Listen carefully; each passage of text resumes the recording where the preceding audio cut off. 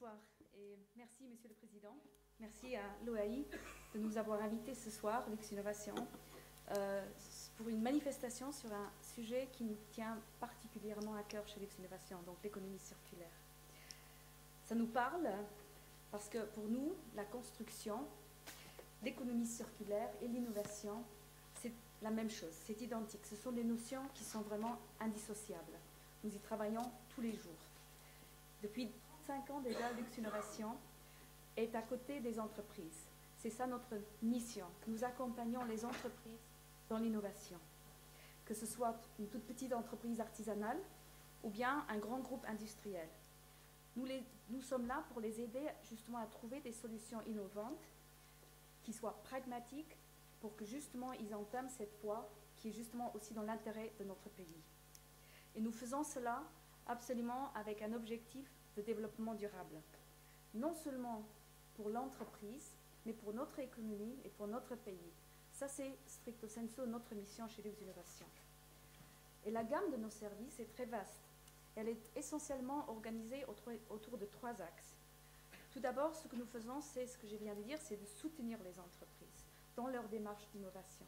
Nous les guidons, nous essayons de les aider à ce qu'ils comprennent quels sont les enjeux stratégiques et nous les orientons vers d'autres acteurs, ou bien en interne chez nous, ou d'autres à l'extérieur, qui peuvent les aider dans leurs projets d'innovation. Deuxièmement, nous les aidons aussi à mener plus en détail des projets de recherche et d'innovation, afin qu'eux, ils puissent répondre à ces critères d'éligibilité pour pouvoir obtenir des aides RDI de l'État. Ces aides RDI sont donc définies par la loi, il faut la respecter, donc nous les aidons à bien identifier ces critères et de bien les orienter.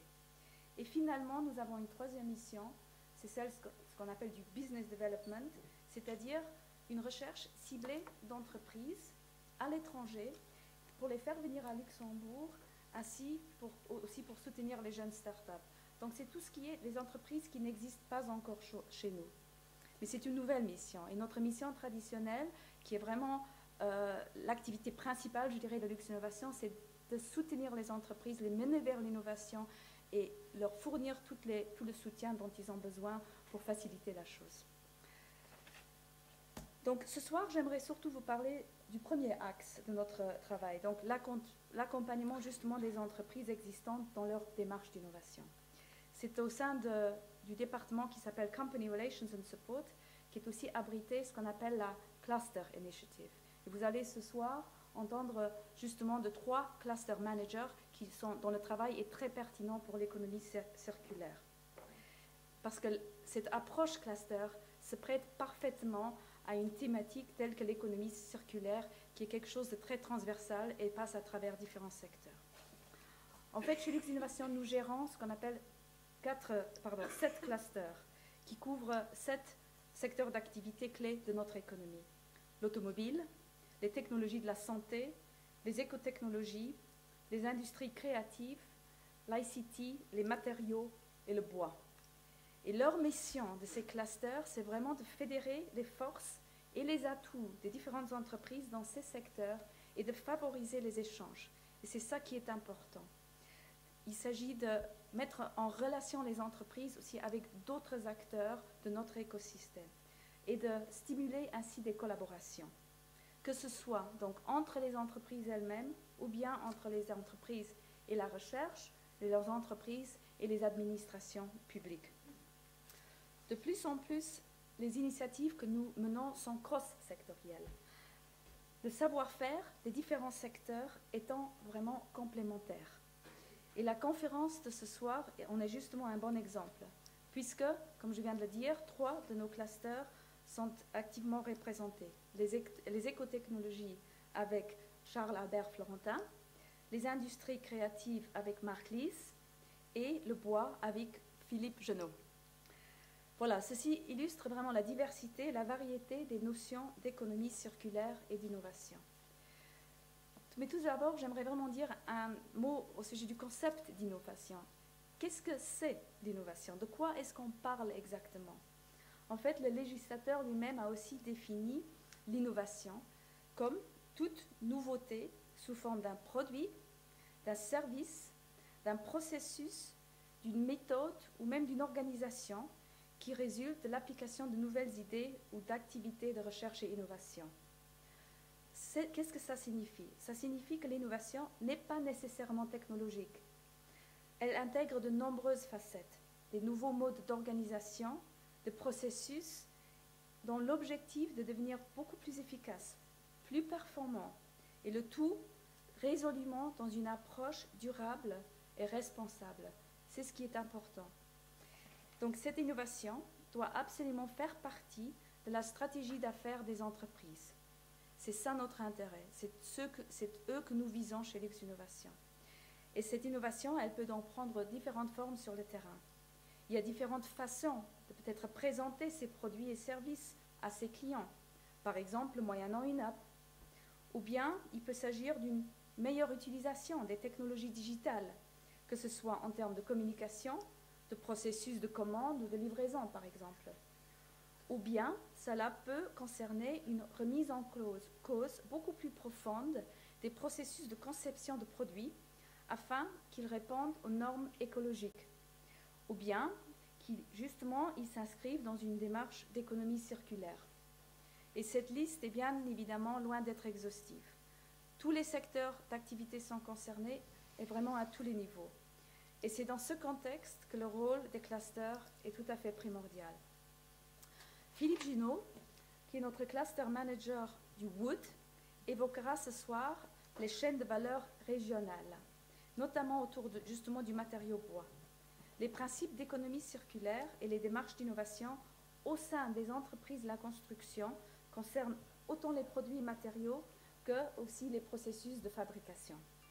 Philippe soulignera notamment, en prenant l'exemple justement de la filière bois, l'importance de ces chaînes de valeur liées aux matériaux. Et il montrera les opportunités et les défis liés à la digitalisation et les techniques Industrie 4.0 de la préfabrication. Ensuite, Charles-Albert Florentin, qui est notre manager du cluster Cleantech, abordera la thématique de la déconstruction. L'économie circulaire trouve certainement sa place dans toute la chaîne de valeur de la construction, depuis la conception des bâtiments, leur planification, leur réalisation, leur exploitation jusqu'à la déconstruction. Et vous les experts, architectes et ingénieurs, vous le savez bien évidemment. Mais Charles Albert va vous présenter les premières réflexions que nous avons menées quant à l'adéquation entre l'offre et la demande liée à des projets d'économie circulaire dans le secteur de la construction à Luxembourg. Et puis Marc Lies, qui est donc notre manager du Luxembourg Creative Industries Cluster, lui, il présentera les méthodes Design for Circularity pour mener justement à bien des projets cross-sectoriels. Car aujourd'hui, les entreprises sont plus que jamais en demande de solutions durables afin de faire face à de nombreux challenges écologiques. Et une partie de la réponse réside dans le design circulaire. Mais comme le montrera Marc, il s'agit d'un effort collectif qui nécessite d'autres secteurs et il s'agit d'encourager l'échange de compétences. Et ceci dans le but vraiment d'aboutir à une solution qui est intelligente et durable. Voilà, donc pour mener à bien justement cet effort collectif, Lux Innovation a besoin de partenaires comme vous les architectes et les ingénieurs. Vous connaissez mieux que nous les défis et les opportunités dans le domaine de la construction durable. Et c'est pour cela que nous avons accepté cette invitation ce soir de la part de l'OAI. Je ne doute pas de la richesse des interventions auxquelles nous allons assister, la diversité des projets pilotes qui seront présentés ou la densité des échanges qui auront lieu lors de la table ronde. Je suis sûre qu'elles nous apporteront des pistes à explorer pour faire avancer notre pays dans la direction de l'économie circulaire. Je vous souhaite une très belle soirée. Merci. Merci Madame Bailly pour votre introduction, déjà bien fournie. Alors maintenant c'est le défi des trois managers de bien garder notre timing. Alors on commence avec Philippe Junot, le cluster bois. Yann va installer le PowerPoint, voilà, c'est à vous. Mesdames, Messieurs, bonsoir. J'aimerais commencer cette présentation donc avec un menu qu'on vous a concocté avec mes deux collègues Cluster Manager pour les 18-20 prochaines minutes. Chez Lux Innovation, en tant que Cluster Manager, on a 3 grandes missions. Le Company Relation, c'est-à-dire l'accompagnement et le support aux entreprises dans leur démarche d'innovation, quelque chose de très important. On accompagne ensuite des idées jusqu'au projet. On appelle ça des flagship projects. C'est des projets de grande envergure avec des partenaires publics et privés qui servent à une filière ou à plusieurs filières. Et finalement, on a bien évidemment une mission de mise en relation et de networking très important. Les responsables de l'OAI nous ont demandé ce soir de parler de construction, économie circulaire, innovation. Et donc, on a réfléchi sur quelques projets concrets qui sont en lien avec ces missions pour vous les présenter ce soir. Donc, moi, pendant les 5 prochaines minutes, je vais vous parler de 2 points importants, les chaînes de valeur, surtout régionales, et l'industrie 4.0 directement liée aux entreprises. Charles Albert, le manager du CleanTech Cluster, vous présentera des projets en cours de construction. Il va commencer par la déconstruction et par un projet qui nous tient à cœur, c'est donc l'adéquation entre l'offre et la demande. Et finalement, Marc, le manager du Creative Industries Cluster, vous parlera de circular design et de l'importance de la mise en relation dans ce sujet-là. Quand on parle de construction ou de construction circulaire, bien évidemment, on a un tandem indissociable entre d'un côté la planification et de l'autre côté la conception. Ici, ce soir, on est un peu dans le nid des planificateurs en termes d'architectes et puis d'ingénieurs. Mais de l'autre côté, on a aussi l'exécution. Et l'innovation, dans le cadre de l'économie circulaire, elle se joue sur les 2 niveaux. C'est quelque chose de très important. Et surtout, nous, on pense que c'est très important qu'on ait un lien très étroit entre la planification et l'exécution. C'est-à-dire qu'il faut que, d'un côté, le planificateur sache ce qu'il y a comme nouveaux produits innovants sur le marché, et d'un autre côté, il faut que l'exécutant il puisse mettre en œuvre les plans et les associations que les planificateurs ont fait. Donc, c'est quelque chose de très important. Comme l'a déjà très bien expliqué Madame Bailly, on a l'innovation à différents niveaux, et moi j'aimerais vous parler de l'innovation au niveau d'un process et de l'innovation au niveau de produits. Je vais commencer avec l'innovation de process, à savoir l'industrie 4.0. Aujourd'hui, quand nous on parle avec les entreprises de construction, on revient toujours et vraiment toujours au même point, c'est-à-dire qu'il faut avancer dans la fabrication de leurs produits. Alors, qu'est-ce qu'on entend? Surtout dans le bois, on entend le terme de préfabrication, quelque chose qui est en développement. On était à un voyage d'études en Autriche, ils font ça depuis 10 ans, et c'est vraiment quelque chose qui développe très très fortement, et nos entreprises doivent aller dans le même sens. On parle de flux de plein de choses dans une entreprise. Chose très importante, on parle de data, les données. Aujourd'hui, une simple vis, on trouve plein de données qui sont liées à cette vis. Et donc, ça deviendra quelque chose de très important. Bien évidemment, digitalisation, le grand terme générique. Et quelque chose qu'on voulait aussi souligner aujourd'hui, c'est l'optimisation des ressources. Je pense que l'économie circulaire, elle doit vraiment travailler dans ce sens. Toutes nos ressources sont limitées, ça c'est clair et net. Et si on peut, dans l'économie circulaire, optimiser l'utilisation des ressources, c'est vraiment quelque chose de très important. Et finalement, bien entendu, on parle aussi de smart, un peu une sorte d'intelligence dans les process et dans l'innovation. Ça, c'est ce que nous, on entend au niveau des entreprises. Et ce qui est très bien, c'est qu'on a aussi un cadre national. Ici, vous avez par exemple la Data Driven Innovation Strategy, qui est en lien direct avec la digitalisation. Et nous, avec Lux Innovation, on met énormément de valeur à ce que les objectifs des entreprises soient en phase avec les objectifs nationaux et on puisse trouver des liens, ce qui facilite de façon générale beaucoup les choses. Donc, de façon concrète, qu'est-ce qu'on fait au niveau des entreprises? On a donc 4 grands points. Un premier point, c'est d'identifier avec eux ensemble leur capacité d'innovation et, si nécessaire, mettre en place des projets. Chaque entreprise part d'un autre point de l'innovation. Ça peut aller de la petite entreprise qui a besoin d'un petit système de suivi de leur scène interne jusqu'à des grands groupes qui ont vraiment un grand besoin d'innovation. On aide les entreprises à accéder à des subventions programmes liés à l'innovation. On crée des liens, beaucoup dans le cluster, la mise en relation, quelque chose de très important, soit privé-privé, mais aussi privé-public. Et finalement, c'était un peu la mission de base de Lux Innovation, c'est de créer des liens aussi avec la recherche publique pour mener à bien les innovations qui sont recherchées. Le deuxième point, c'est effectivement les produits. En fait, nous, on parle très peu de produits, on parle surtout de chaînes de valeur. Chaque produit a une chaîne de valeur qui est très importante. Ici, bon, j'ai choisi celle du bois parce que je la connais très bien et ça me met plus à l'aise de parler sur cette chaîne de valeur. Ce que vous voyez, c'est surtout différents paliers avec différents produits et différents niveaux de qualité. Mais le plus important, je dirais, c'est les petits ronds qui sont dessus, c'est les entreprises. Chaque entreprise se situe au niveau, donc à un autre niveau de cette chaîne de valeur. Et qu'est-ce qui est intéressant dans l'économie circulaire? On a le fameux cycle biologique, donc dans le bois, on est en plein dedans parce qu'on utilise un matériau durable. Et finalement, c'est le cycle technologique, c'est-à-dire à chaque palier, on peut faire jouer l'innovation et qui va jouer là-dessus. Donc, ce que je voulais dire juste par rapport à ça, c'est très important pour nous. Nous, on regarde où sont situées les entreprises et on essaye de relier vraiment les entreprises dans cette chaîne de valeur. C'est-à-dire que ce n'est pas des petits points comme ça isolés, mais ils sont vraiment liés. Voilà, j'ai fini et je vais passer la parole à Charles Labert qui va vous parler de projet.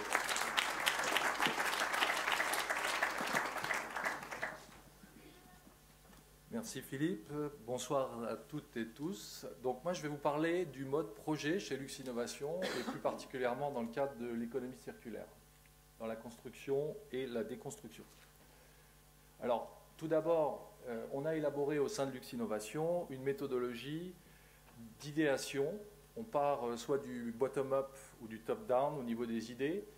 Et ensuite, l'idée, si elle a été validée, suit un process que vous pouvez voir ici sur cette diapositive pour arriver jusqu'au flagship, donc le projet phare.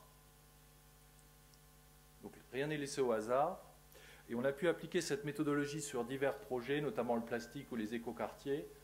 Et par exemple, sur un projet d'écoquartier, on a travaillé de la façon suivante. Donc d'abord, tout ce qui est planification, organisation, donc contact avec les entreprises.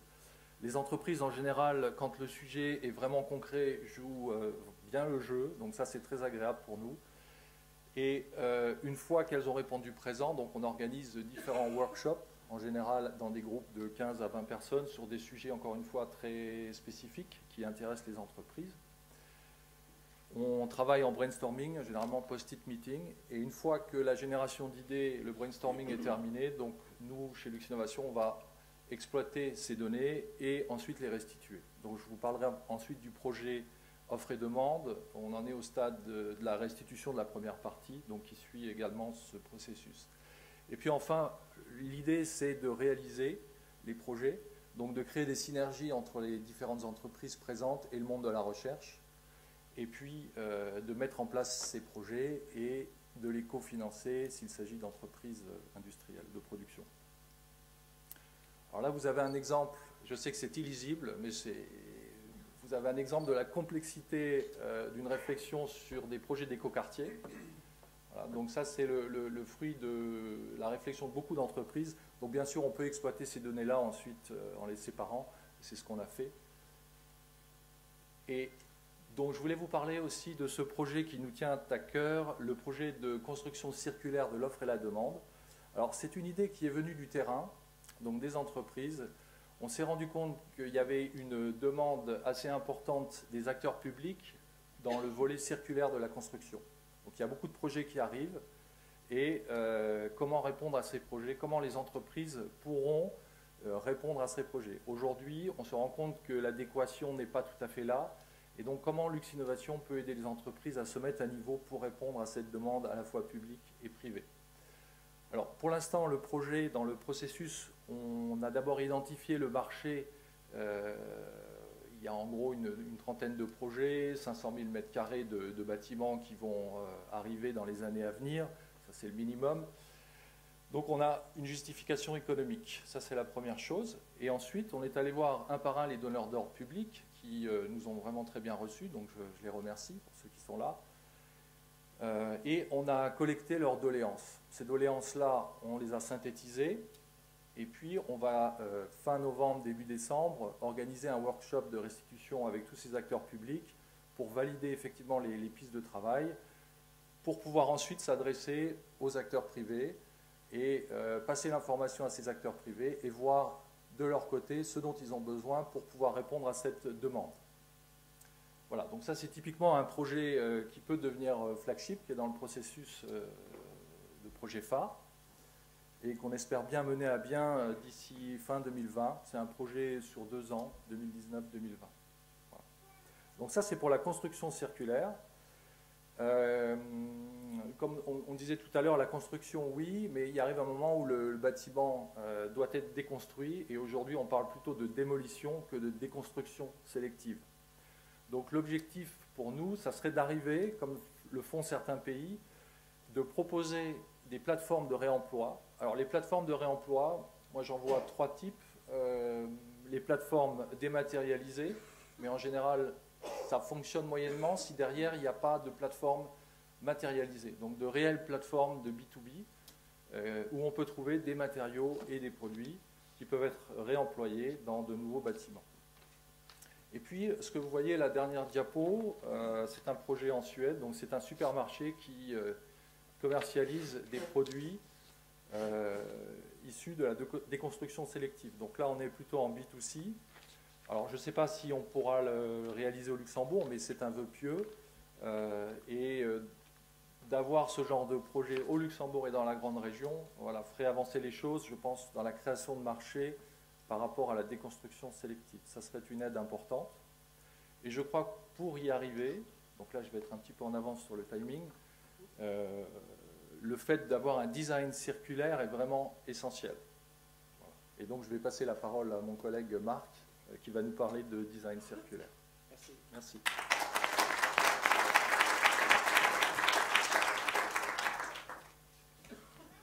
Merci Charles Albert. Mesdames, Messieurs, chers créatifs, chers tous, les industries créatives, de quoi parle-t-on? C'est un secteur économique qui est très varié. Comme vous le voyez, il comprend 12 sous-secteurs ou branches. Beaucoup d'entre vous ici ce soir en font partie. Au niveau national, le secteur regroupe près de 8000 acteurs, des créatifs qui font partie de près de 2300 sociétés. Et au Grand-Duché, 2 challenges sautent aux yeux immédiatement. C'est que les clients ne savent pas nécessairement où trouver les créateurs, et les créateurs ne se connaissent pas nécessairement entre eux non plus. Ces 2 constats se déclinent en champs d'action pour lesquels le cluster des industries créatives a développé des outils, des services et une méthodologie agile afin de répondre à ces besoins. Notre cluster ne se positionne pas en tant qu'expert, les experts c'est vous, mais prend plutôt un rôle en tant que facilitateur en fournissant les outils pour lesquels les créateurs puissent ensuite les appliquer. Un des rôles des clusters, c'est aussi de regrouper les acteurs du secteur. En voici 2 exemples. Donc, notre plateforme, on a créé une plateforme qui s'appelle creativecluster.lu. Elle a été lancée il y a plus d'1 an. Et cette plateforme a déjà suscité plus de 20 000 visiteurs, avec des visites qui comptent en moyenne 5 minutes. Donc, ces chiffres témoignent de l'intérêt d'un tel outil digital qui regroupe les créateurs et tout un écosystème en un seul endroit. Un engin de recherche à base de mots-clés vise le matchmaking et le réseautage autonome.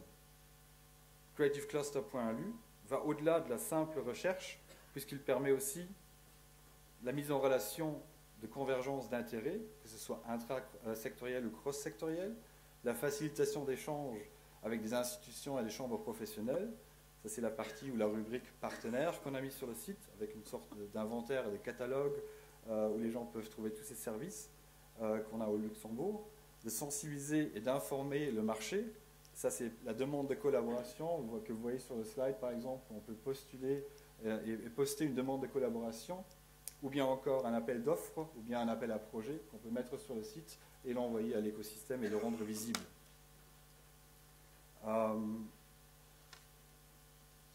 D'augmenter la visibilité des créateurs et leur accès au marché, et de favoriser la visibilité internationale des industries créatives. Le réseautage et la création nécessitent aussi de se rencontrer au-delà du monde virtuel.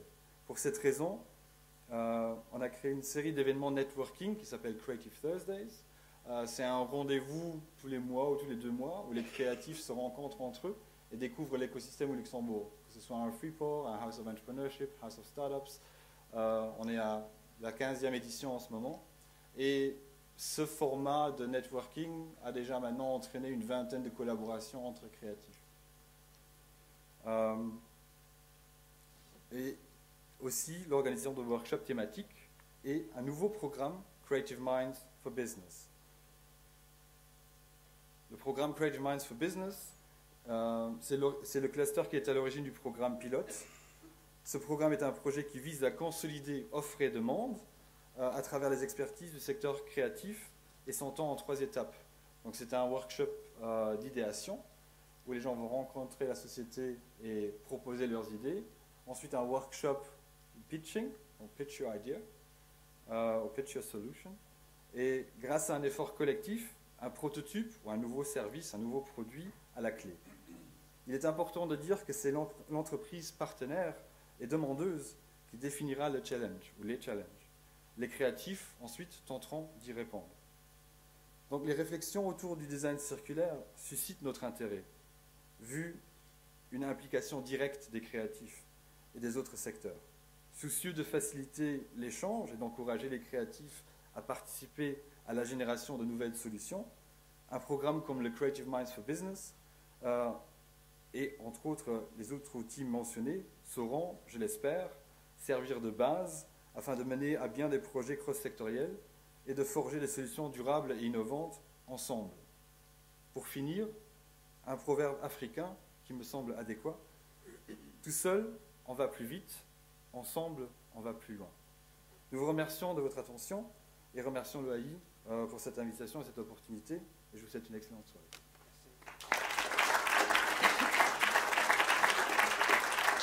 Merci, vraiment, c'était un beau survol de vos activités et ça donne appétit, j'espère, à nos membres de suivre vos activités et de participer. Alors, on viendra vraiment à la présentation des projets pilotes de Luxembourg, où il y en a 4 qui étaient prévus. Malheureusement, je viens d'avoir un message de Romain Poules, son avion en retard, il ne pourra pas venir, mais on a 3 très très beaux projets qui seront présentés. On va commencer avec l'architecte Nico Steinmetz qui va présenter un projet pilote. Alors ensuite, il y aura François Thierry et Annabelle Vitry.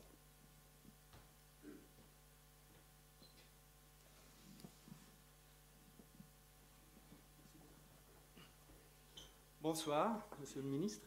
Bonsoir, Mesdames, Messieurs. On est malheureusement sorti momentanément. Donc, je vais essayer de vous présenter. Tout ça, je regardais là. Voilà, donc je vais essayer de vous résumer un projet. On a mis 1 heure à l'expliquer au maître de l'ouvrage en 6 minutes. Donc c'est extrêmement compliqué. C'est vraiment une démarche très globale qu'on a pu faire, vous voyez, à Kirchberg, à côté du futur siège d'ArcelorMittal. Et c'est un projet que le FOAC a demandé en développement tout à fait économie circulaire. Alors nous, et ça c'est très important, on a parlé de co-création, de groupes pluridisciplinaires. Nous, ce sont 5 bureaux. Donc l'EVS qui est un bureau d'architecte à Amsterdam, Steinmetz de Meyer, voilà, j'y suis. Areal qui est un paysagiste à Luxembourg, AIA qui est un bureau d'ingénierie et d'architecture et d'aménagement du territoire qui sont à Nantes, et puis Greich qui est à Bruxelles et Liège. Donc là, pour travailler en co-création, c'était extrêmement stimulant, même si on a un très mauvais footprint carbone avec les déplacements, mais les valeurs, les cultures qu'on amène des différents pays étaient vraiment très, très intéressantes. Ensuite, le développement circulaire.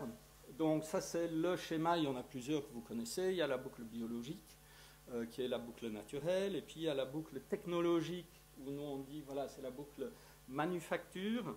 Dans tout ça, ce soir, je vais essentiellement vous parler de la partie technologique du reuse, refurbish, recycle. Donc ça, c'est les valeurs, parce que on a travaillé l'ensemble, on a travaillé l'énergie, on a travaillé la biosphère, on a travaillé tout ça, mais voilà, ça prendrait 1 heure. Donc, ce n'est pas pour ce soir. Par contre, le réduire, oui, on en a déjà parlé, on a cherché dans ce projet à réduire les ressources, utiliser le moins possible de béton armé, parce qu'il y a beaucoup de ressources d'énergie pour produire le ciment. C'est des hauts fourneaux qui le produisent. Par contre, le bois, il y a très peu de ressources à l'origine au niveau énergétique, footprint carbone, de nouveau, le moins possible. Donc ça, c'est réduction des ressources qu'on va utiliser. Ensuite, le refurbish, remanufacture, c'est vraiment la réutilisation des éléments. Non, pardon, d'abord la réutilisation du bâtiment en soi, sa résilience, de faire des bâtiments qui vont durer beaucoup plus longtemps que ceux qu'on voit des années 60, 70, même 80 qu'on est en train de démolir. Et on verra pourquoi, on a analysé aussi pourquoi ça se passe. Et puis à la fin, en cas de déconstruction du bâtiment, qu'on puisse réutiliser des composants le plus possible pour d'autres constructions, et in fine, quand les composants, on ne peut plus les utiliser, de pouvoir recycler les matériaux, donc de veiller à un usage de matériaux qui soit le plus sain et le plus naturel possible. Si c'est le bois, ben on peut, oui, le brûler après ou faire du compost, etc. Donc on va rester dans la partie rouge, même si quelquefois je fais peut-être un petit pied à côté. Donc là, j'étais trop rapide. Voilà, donc nous sommes sur le JFK et nous avons un site qui est extrêmement long, qui fait 400 mètres de long, avec 8 bâtiments. Donc on n'a pas le petit pavillon qui est au milieu, mais ce sont 8 bâtiments qui sont essentiellement destinés à l'habitation et c'est un PAP qui existe. Donc ce PAP prévoit des bâtisses qui ont en général 16 mètres de profondeur et puis des gabarits très différents pour avoir un paysage urbain assez différencié. Donc on est parti de ces 16 mètres de profondeur, c'était quelque chose assez récurrent. Donc on a un plateau, oui, de 16 mètres de profondeur. Et on a regardé comment est-ce qu'on peut rendre cela le plus résilient possible. Et on est parti un peu dans un esprit industriel, très générique, de manière à avoir un maximum de répétitivité. Dans un système très souple, on peut inventer plein d'occupations à l'intérieur qui ne sont pas du tout répétitives, mais que la base est cette répétitivité qui puisse nous autoriser à l'utiliser dans le futur. Donc, on a enlevé à l'est et à l'ouest, à l'est et à l'ouest, 2,50 m. Il nous est resté 11 mètres pour habiter à l'intérieur, parce que 16 mètres, c'est très profond. On a des zones qui n'ont pas de lumière. D'un côté nord-est, ça nous crée une coursive où on peut mettre les portes d'accès où on veut. Ça veut dire aussi, dans le futur, on peut les déplacer où on veut, puisqu'on n'a pas un couloir où on est conditionné, mais on a une coursive qui est tout à fait libre. Et puis, côté sud-ouest, on a la belle lumière, on a créé des loggias, des verrières, etc., pour avoir la meilleure relation de l'habitation avec l'extérieur. C'est le soleil de l'après-midi, soleil couchant, donc là, d'avoir un très fort échange avec l'espace extérieur pour le bien-être des habitants. Ensuite, on a décidé de ne plus faire de murs porteurs, parce que c'est un élément assez contraignant dans le futur, mais de rentrer dans une systématique peut-être bureau, qui sont des plateaux libres avec des appuis ponctuels, de manière à cloisonner à l'intérieur pour rendre justement la résilience, la réversibilité des usages la plus facile possible. Évidemment, on est sur une trame de 5,40 m, parce qu'on a quand même des parkings en dessous, qu'on a limité à un demi-emplacement par unité d'habitation. Donc, il faudra se les partager après, obligé. Ensuite, pour ces grandes portées, pour ne pas avoir d'éléments au centre, on a travaillé avec des poutres en bois qu'on livre directement de 16 mètres de longueur. 16 mètres, si on le déconstruit, on peut les couper en deux. Ça nous fait toujours des poutres de 8 mètres de long. C'est toujours très grand. On peut encore les redécouper. Donc, c'est des composants qu'on peut utiliser, réutiliser beaucoup plus facilement, puisqu'ils sont grands à l'origine. Les piliers sont en béton, question feu, très pratique. Le bois au feu, à la verticale, ça ne résiste pas très bien, ça nous a fait des colonnes énormes.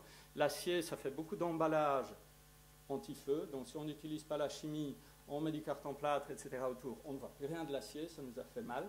Donc on a utilisé le béton préfabriqué, et c'est des colonnes par 2 étages qui viennent aussi en préfabrication. Ensuite, on a aussi évidemment l'énergie, l'eau, etc. qu'on va amener dans le bâtiment. Donc on a fait des petites gaines en bois, parce qu'elles aussi sont réversibles, on peut les déplacer même, qui participent indirectement à la structure, mais ça je ne vais pas dans le détail, parce qu'on avait un ingénieur qui était superbe, qui est toujours là avec nous, Reich, pour la résistance au feu et le comportement au feu, qui n'est pas aussi simple que ça et qui peut être une approche très dynamique. Alors donc un système extrêmement rigoureux, répétitif à travers tout le projet, mais qui nous autorise une panoplie de logements, une diversité de logements dedans, qui peuvent évoluer aussi, et ça c'est extrêmement important. On a fait des simulations aussi, d'un côté d'évolution de la famille, de recomposition, des divorces, des célibataires, etc. On a aussi le jeune qui revient et qui peut avoir son petit studio, hein, parce qu'il revient chez papa et maman, mais vous connaissez tous le film. Donc là, ils peuvent créer une autre porte sur la coursive et il a son petit studio. Ça peut aussi devenir des petites professions libérales, ça peut devenir des cabinets médicaux. On a regardé, ça peut même devenir des résidences pour personnes âgées, ou on peut faire d'un plateau entier qui sont des logements, des appartements. On peut aussi en faire un petit plateau de bureau. Évidemment, ce n'est pas les multinationales qui s'installent là-dedans, mais voilà, on a cette réversibilité des usages dans un esprit loft. On voulait vraiment développer pas le look loft, mais la flexibilité du loft, des appuis ponctuels et de libérer l'espace pour tous les devenirs possibles. Alors, tous les devenirs possibles, il y en a qui ont dit, oui, mais faire du bureau dans du logement, le plafond est trop bas, etc.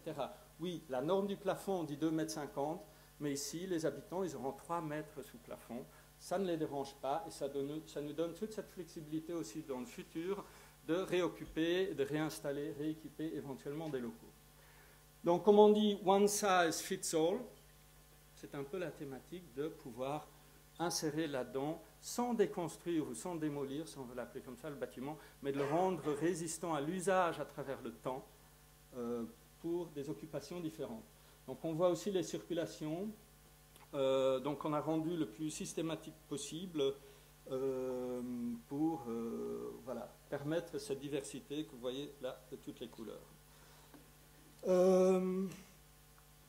Alors, les bâtiments donc, sont destinés à devenir des ressources, justement,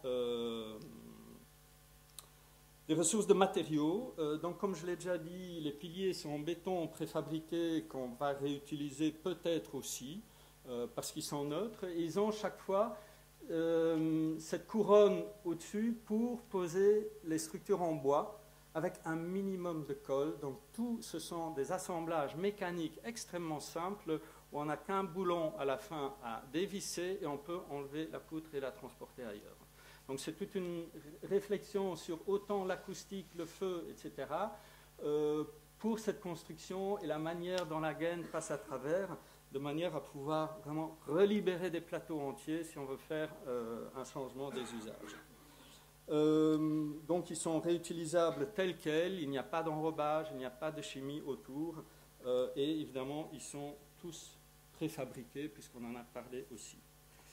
Alors les installations techniques dans ces petites gaines, donc on a les flux verticaux pour tout ce qui est eau, qu'elle soit alimentation ou évacuation, tous les 5,40 m. Par contre, tout ce qui est air, on ne voulait pas de gaine verticale, puisque ça occupe l'espace. On a les 3 mètres sous plafond. Donc, on fait toute la ventilation à l'horizontale dans la hauteur disponible.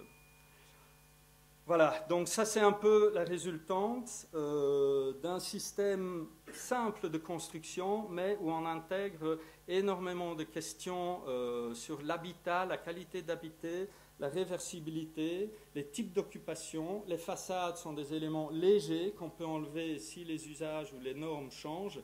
Et puis la technique est facile aussi à remplacer. Donc ce sont des bâtiments où on espère que ce n'est pas les habitants qui devront s'adapter au bâtiment, mais c'est le bâtiment qui va s'adapter au fur et à mesure au changement de comportement et d'usage des surfaces qu'on leur met à disposition. Last but not least, oui, ici je vais peut-être juste dire dans l'énergie, je vais un peu dépasser, mais comme Romain n'est pas là, je merci. Excusez-moi. Donc là, on avait, parce que c'est quand même important, je ne voulais pas parler d'énergie, mais là j'en profite quand même, parce qu'on a fait une réelle recherche avec AIA et Lux Energy et le FOAC là-dessus. Ces bâtiments, au départ, tout le monde a dit qu'il faut les brancher aux pellets. Nous, on ne voulait pas les brancher aux pellets, parce que c'est quand même de nouveau du CO2 qu'on fabrique en ville. C'est de l'apport avec des camions en ville de cet élément qu'on va brûler. Par contre, on a regardé autour de nous, on a énormément de bâtiments qui produisent du froid. C'est-à-dire qui ont besoin de froid, c'est tous ces bureaux qui se construisent autour. On a Lux Energy qui leur livre de l'eau à 6 degrés, et nous on peut utiliser leur eau qui revient à 12 degrés, On a des pompes à chaleur, on refroidit leur eau pour réduire leurs déchets en chaleur. Et donc là, ils ont fait l'étude, maintenant ça a terminé il y a 2-3 semaines, même s'ils produisent toute la chaleur dont nous on a besoin à partir de leurs déchets de chaleur, ils ont encore des réserves à vendre après si on veut. Donc ça c'était quand même parce qu'au début, bon, on a travaillé un système beaucoup plus complexe, mais voilà. Donc on n'a plus besoin d'énergie à brûler, mais on récupère ce qui est autour. Et c'est ça aussi la résilience dans le quartier, réutiliser ce qui est dans le quartier. Voilà, donc là je parlais de la déclivité aussi du site. Donc on a une grande différence de topographie entre la JFK et la rue qui est derrière. Et là on a profité pour insérer plein d'usages, petits et grands, qui sont parallèles. Un enfant qui veut jouer de la batterie dans un appartement qui est relativement petit, c'est une catastrophe. Donc là, dans les sous-sols, qui de toute façon sont en béton parce qu'on contacte quand même avec l'eau, ou maçonné, voilà, là on va essayer d'avoir un minimum de béton. Donc on a utilisé tous ces locaux en dessous, même jusqu'à aller à un théâtre, jusqu'à 49 places, donc on n'a pas les exigences ITM, etc. Mais on trouve aussi que dans l'urbanisme, le développement de nos villes, on doit recréer des lieux de culture, de création culturelle. On a les grandes institutions ou des grands artistes appelés internationaux pour remplir des grandes salles. Mais les créatifs d'aujourd'hui n'ont pas de place. Et donc là, on a proposé dans un des sous-sols aussi un petit théâtre de 49 personnes. On espère que le promoteur, qui un jour va être désigné, va porter la même idée dans un espace un peu perdu. Donc ce qui était important pour nous, sur la rue John F. Kennedy, on a toute cette constellation urbaine très variée, mais c'est de créer aussi des trottoirs vivants. On a des usages différents au niveau du trottoir, des commerces au rez-de-chaussée, des petits et des moyens commerces, puisque les bâtiments ne sont pas grands, mais cette profondeur derrière, pour alimenter encore avec des espaces peut-être un peu résiduels vu la topographie, en usage tout à fait inhabituel, mais dont nous avons tous besoin pour habiter la ville, et c'est l'élément premier pour la résilience. Donc voilà, ça devient des bâtiments construction bois, mais on fait des façades en terre cuite recyclable facilement aussi. C'est toujours le même module qu'on va utiliser.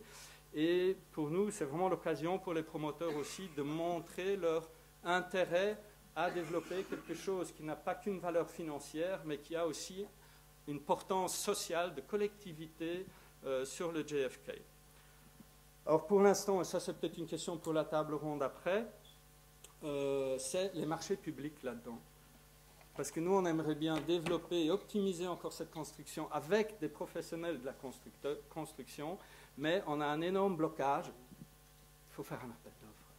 Et on le fait avec quoi? Et on fait la sélection. Comment? Partenariat d'innovation. Voilà, peut-être... on va débattre après. Merci. Ici, mais peut-être qu'il faut créer un lien. Merci Nico, merci.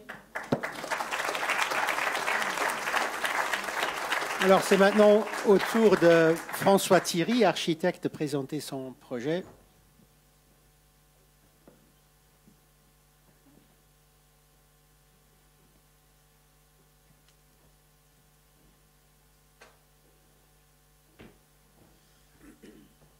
Nous construisons pour la génération de Greta Thunberg.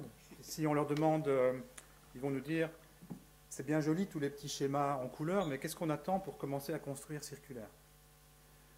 Donc nous vivons un moment de transition qui n'est pas exempt de contradictions. Je vais présenter une expérience concrète, un work in progress, qui suit le premier épisode qu'on a présenté au Paper Jam Club il y a quelques mois. Il s'agit au départ d'une maison existante construite à Luxembourgville en 1958. Mais les études pour rénover cette maison ont montré qu'elle n'était plus adaptable au mode de vie souhaité par la famille. Donc il a été décidé de la démolir et de la remplacer par une maison qui serait composée... Ça va beaucoup trop vite. Comment est-ce que je peux arrêter cette... On est rapide d'esprit. On te suit. Ça va beaucoup trop vite. Tu avais mis un timing là, ben, j'avais mis un timing pile, mais ça va, il me semble que ça va quand même très très vite. Tu le retrouves, c'est F. Je suis en train de courir à toute vitesse. Là.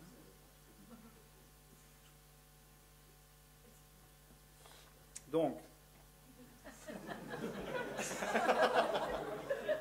c'est du déjà vu. Hein, c'est bien.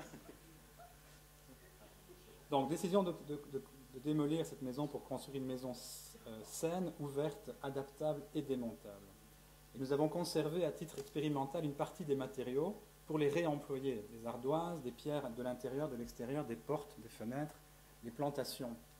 Alors évidemment, le processus de démolition est un processus très émotif, et je reviendrai là-dessus à la fin de mon exposé.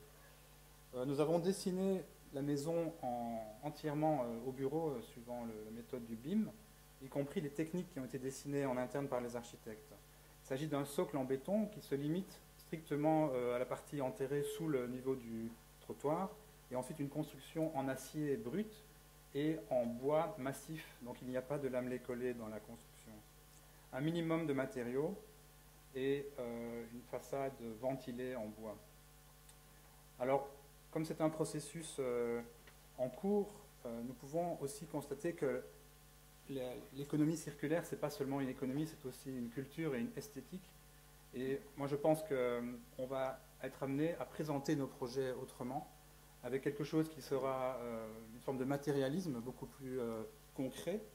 Il ne faudra pas avoir peur on dit toujours « what you see is what you get », donc il faudra pouvoir montrer avec une forme de transparence comment les choses se déroulent et pouvoir assumer un peu les différents éléments qu'on a intégrés et ne pas se contenter d'une part d'images de synthèse ou de schémas et d'autre part de matériaux de finition et de cache. Donc cette maison sera entièrement réalisée, je veux dire, il n'y aura quasiment pas de finition en fait. Tous les matériaux, le béton sera vu tel quel, l'acier sera laissé brut, les parties en bois, les plafonds, les planchers, tout sera tel que construit.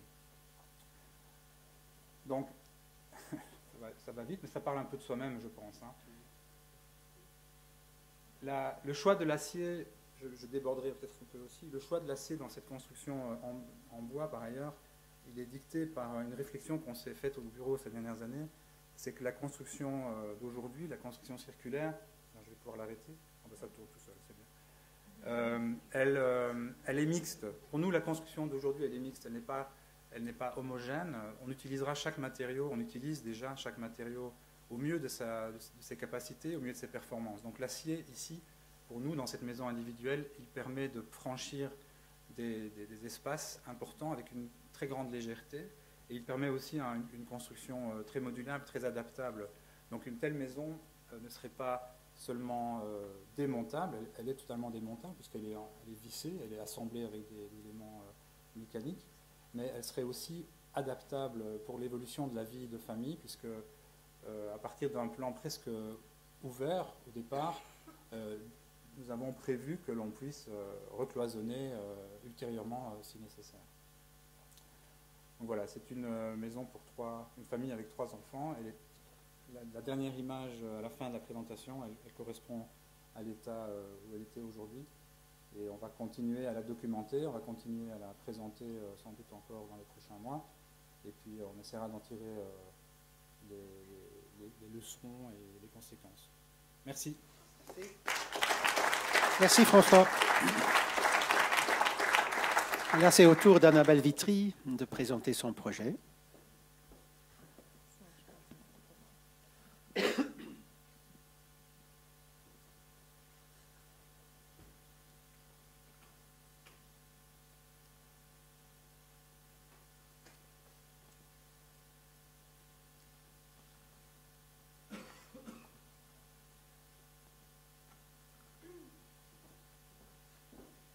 Bonsoir tout le monde. Moi, je vais présenter un projet qui était dans le même appel d'offres du fonds Kirchberg. En fait, on était 3 projets. Le fonds Kirchberg a lancé un appel d'offres pour 3 projets innovateurs sur le Kirchberg. Et le but était de développer ces projets.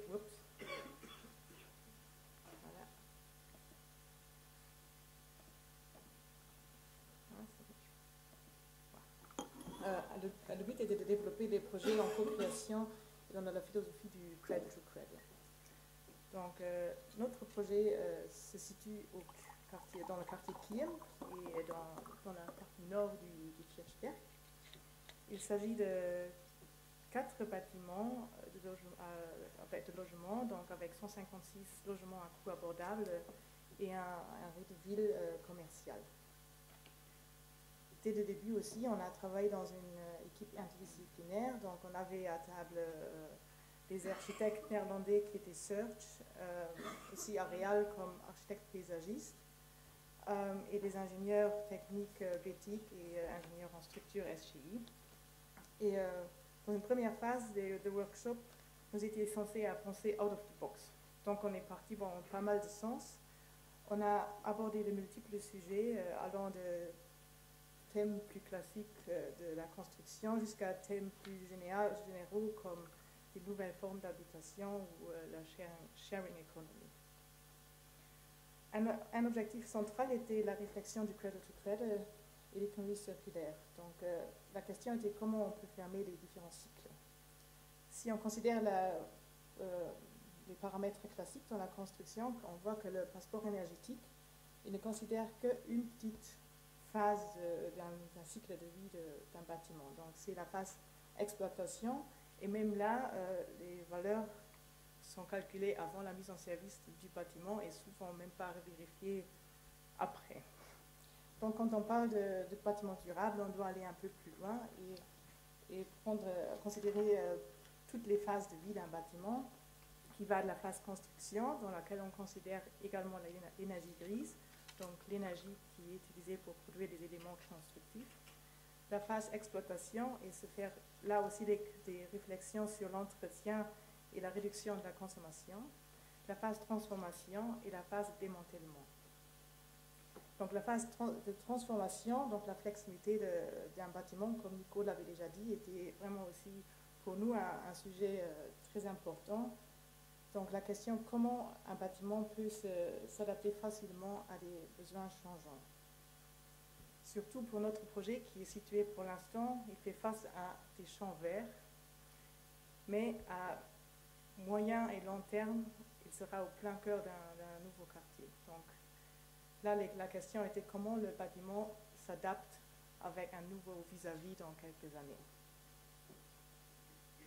Une question aussi, c'était de partir des images comme celle-ci et de trouver des nouveaux modes de construction qui permettent un maximum de réutilisation et ou de recyclage. Donc on est continué dans ce sens. On a essayé de trouver des solutions pour fermer les différents cycles, qui étaient aussi le cycle d'air, électricité, chaleur, eau et foot. Je prends l'exemple du foot parce que ça part un peu plus loin de la construction. Donc, nous avions dans notre projet prévu des serres sur toiture et du compostage sur site. Les serres, ils étaient intégrés dans le concept énergétique et ils étaient prévus à une exploitation professionnelle.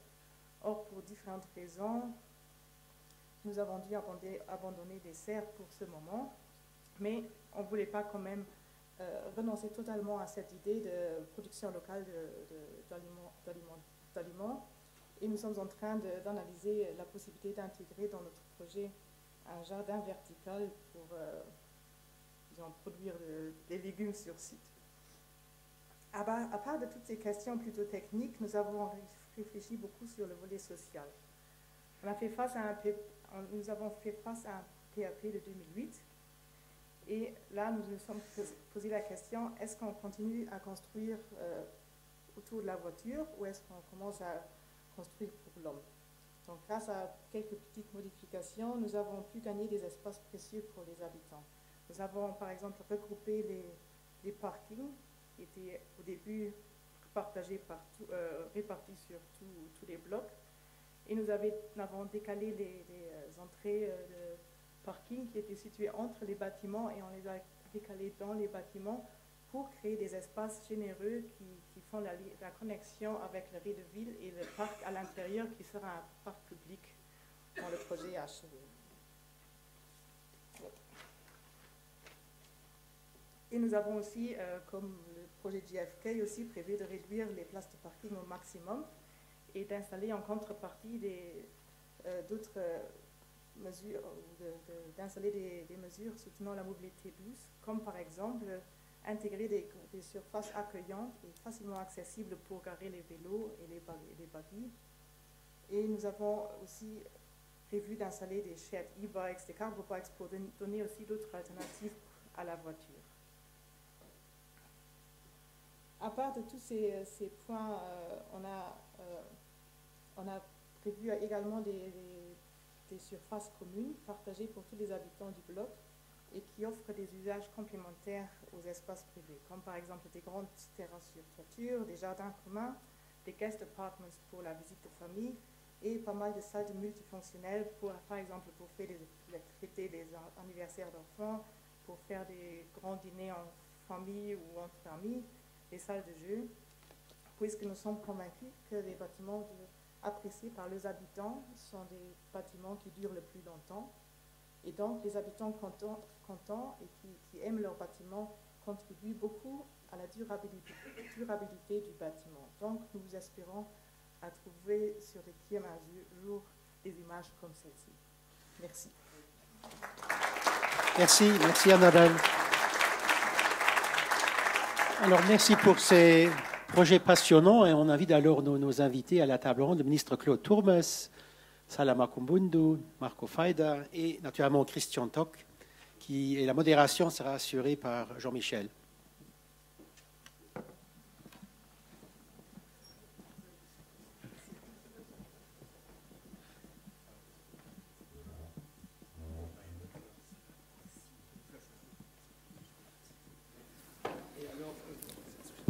Vraiment, pensez à prendre toujours le micro, puisqu'on est en retransmission directe sur YouTube et Facebook, comme pour toutes les tables rondes. On a pas mal d'auditeurs qui nous suivent, alors prenez toujours le micro. Aussi pour les questions par après, attendez toujours que vous avez un micro. Bonsoir à toutes et à tous. Merci de votre présence pour cette table ronde. On va faire un premier rapide tour de table. On va commencer avec vous, Monsieur Turmes, ministre de l'Énergie et de l'Aménagement du Territoire. Il y a un terme qui est revenu très très souvent dans quasiment toutes les interventions que nous avons vues depuis le début de cette soirée. C'est le côté collaboratif, le côté vraiment collectif des processus qui sont mis en place. Dans le cadre de la stratégie gouvernementale en matière de construction durable, est-ce que ce volet collaboratif est lui aussi mis en avant? Est-ce que vous prônez justement cet ensemble de collaboration des différentes parties prenantes? Je crois que c'est clair que le défi de construire zéro énergie ou plus énergie, de construire circulaire.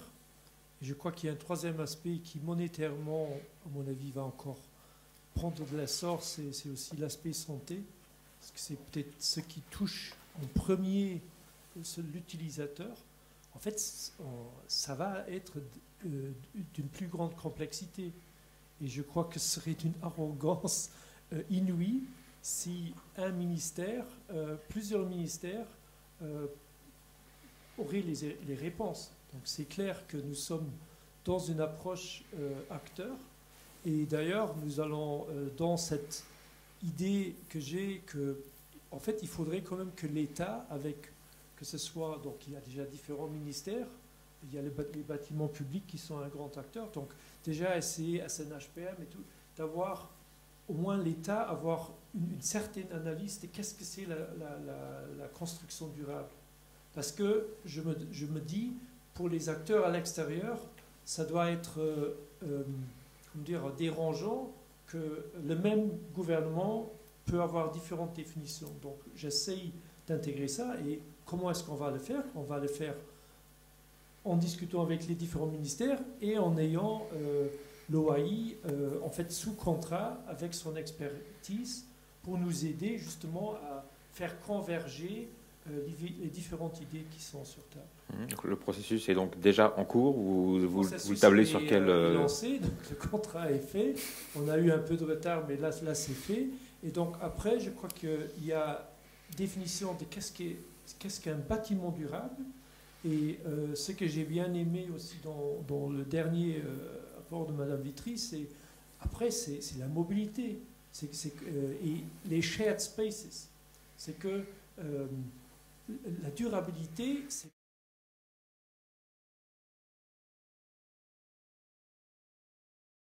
Ou après, je suis obligé, que j'ai pas de concept de mobilité. Et donc, je crois qu'il faut insérer tout ça. Et c'est pour ça qu'on a un deuxième projet qu'on fait au niveau de l'aménagement du territoire, qui en fait toutes ces idées, et il y en a d'excellentes, sur les écoquartiers,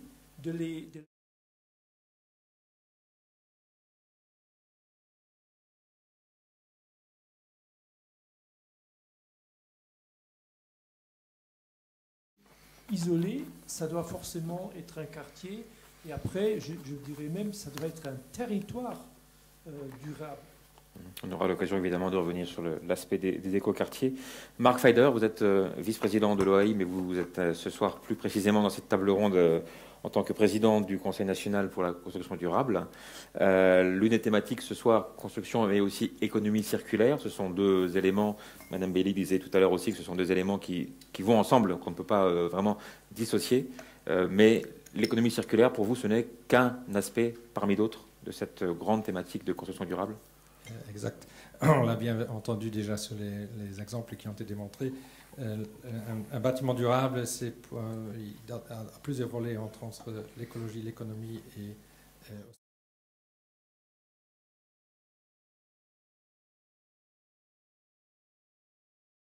qu'on a aussi maintenant entendu à plusieurs reprises que les acteurs doivent se fédérer, puissent travailler ensemble. Il y a les ministères qui sont présentés, il y a le domaine de l'immobilier, il y a les constructeurs qui sont présents au Conseil national de la construction durable, ainsi que l'OAI.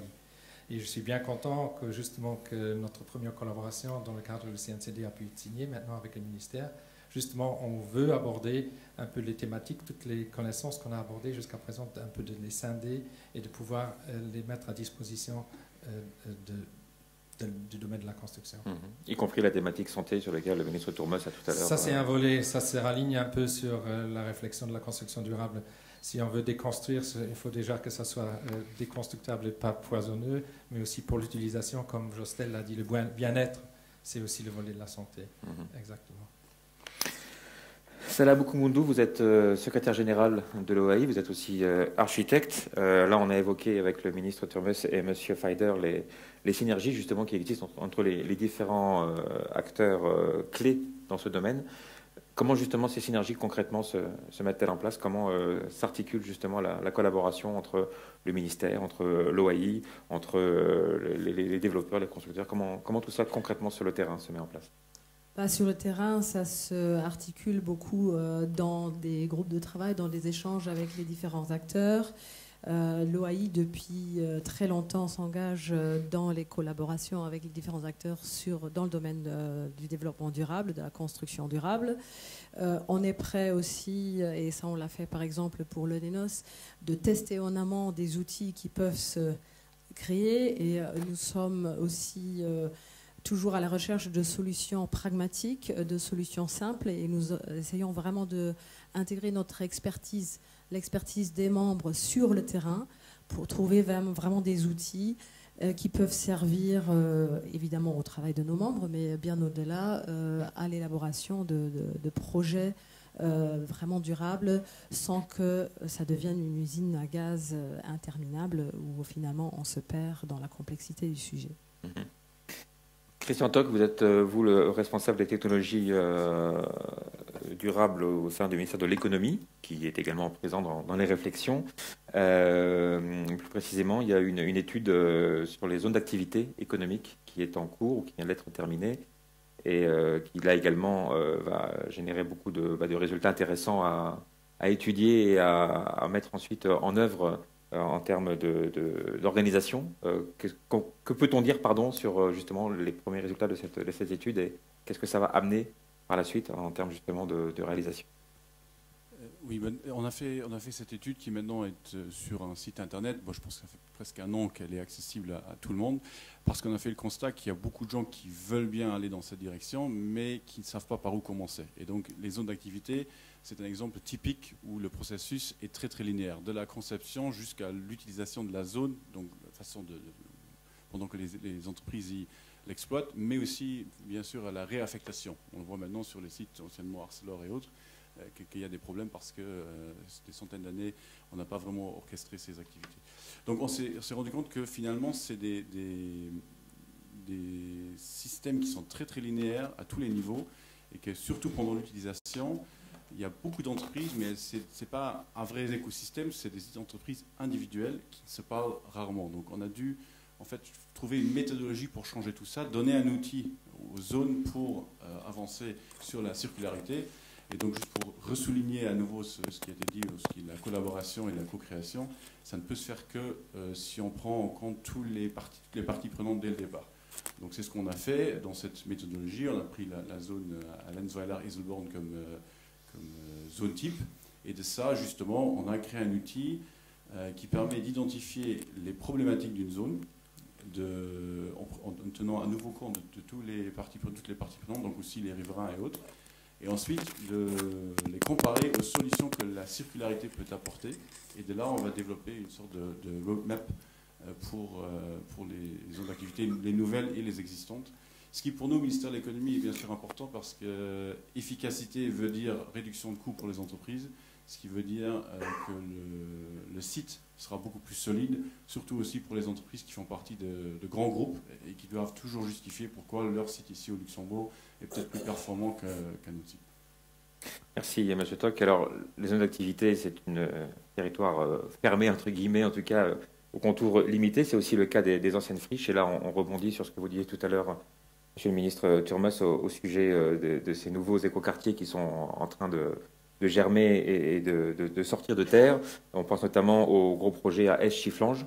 Donc là aussi, les réflexions sont déjà bien avancées. Où on est aujourd'hui, concrètement, ce projet? Est-ce qu'il avance comme vous le souhaitez et est-ce qu'il prend des directions qui sont exactement celles que vous voudriez arriver? Donc, ce sera un le micro. projet qui sera développé par Agora. Bon, les modalités exactes, donc le go va être donné mars-avril, parce que là, on est dans la phase où il faut déterminer c'est quoi le coût c'est une friche, donc il faut faire des travaux pour décontaminer certaines. Après, il faut voir à quel coût. Donc, on est dans cette dernière phase pour lancer le go. On aura, en fait, ceux qui ont gagné le concours, ou le concours d'idées qu'on avait lancé, c'est Kobe. Et donc, dans le projet de Kobe, il y avait 2-3 aspects qui ont fait qu'eux, ils ont gagné. Je crois que le premier, c'était ils ont mieux réussi que les autres à créer des liens avec le centre-ville d'Esch et Chifflange. Donc, c'était moins... c'est vraiment le défi de ces nouveaux quartiers. C'est comment est-ce que tu fais que ce n'est pas une île, quelque chose d'existant. Et donc, il y a ça. Et puis, ils ont beaucoup réfléchi quand même sur l'aspect de l'économie circulaire. Et bon, là, mon idée, c'est un peu, il y a un énorme laminoir. Ce laminoir, c'est un bijou aussi au niveau site et monument, parce qu'il date pas de dernier siècle, même avant. Donc, est-ce qu'on pourrait couvrir ce laminoir, le sécuriser au niveau les portails qui sont vraiment importants à sécuriser? Est-ce qu'on pourrait le couvrir rapidement de cellules photovoltaïques et créer quelque chose qui est rare à Luxembourg, avoir en dessous de cet énorme espace un terrain de jeu dans le sens positif où après on peut faire de l'économie circulaire. Donc il y a des premières idées, par exemple ça doit être un site où elle doit remettre de la verdure. Est-ce que ça peut être un endroit où on peut avoir pépinière? Est-ce qu'on pourrait recycler sur site ou préparer au recyclage de béton qu'après on pourrait utiliser, que ce soit pour des routes, pour des ouvrages?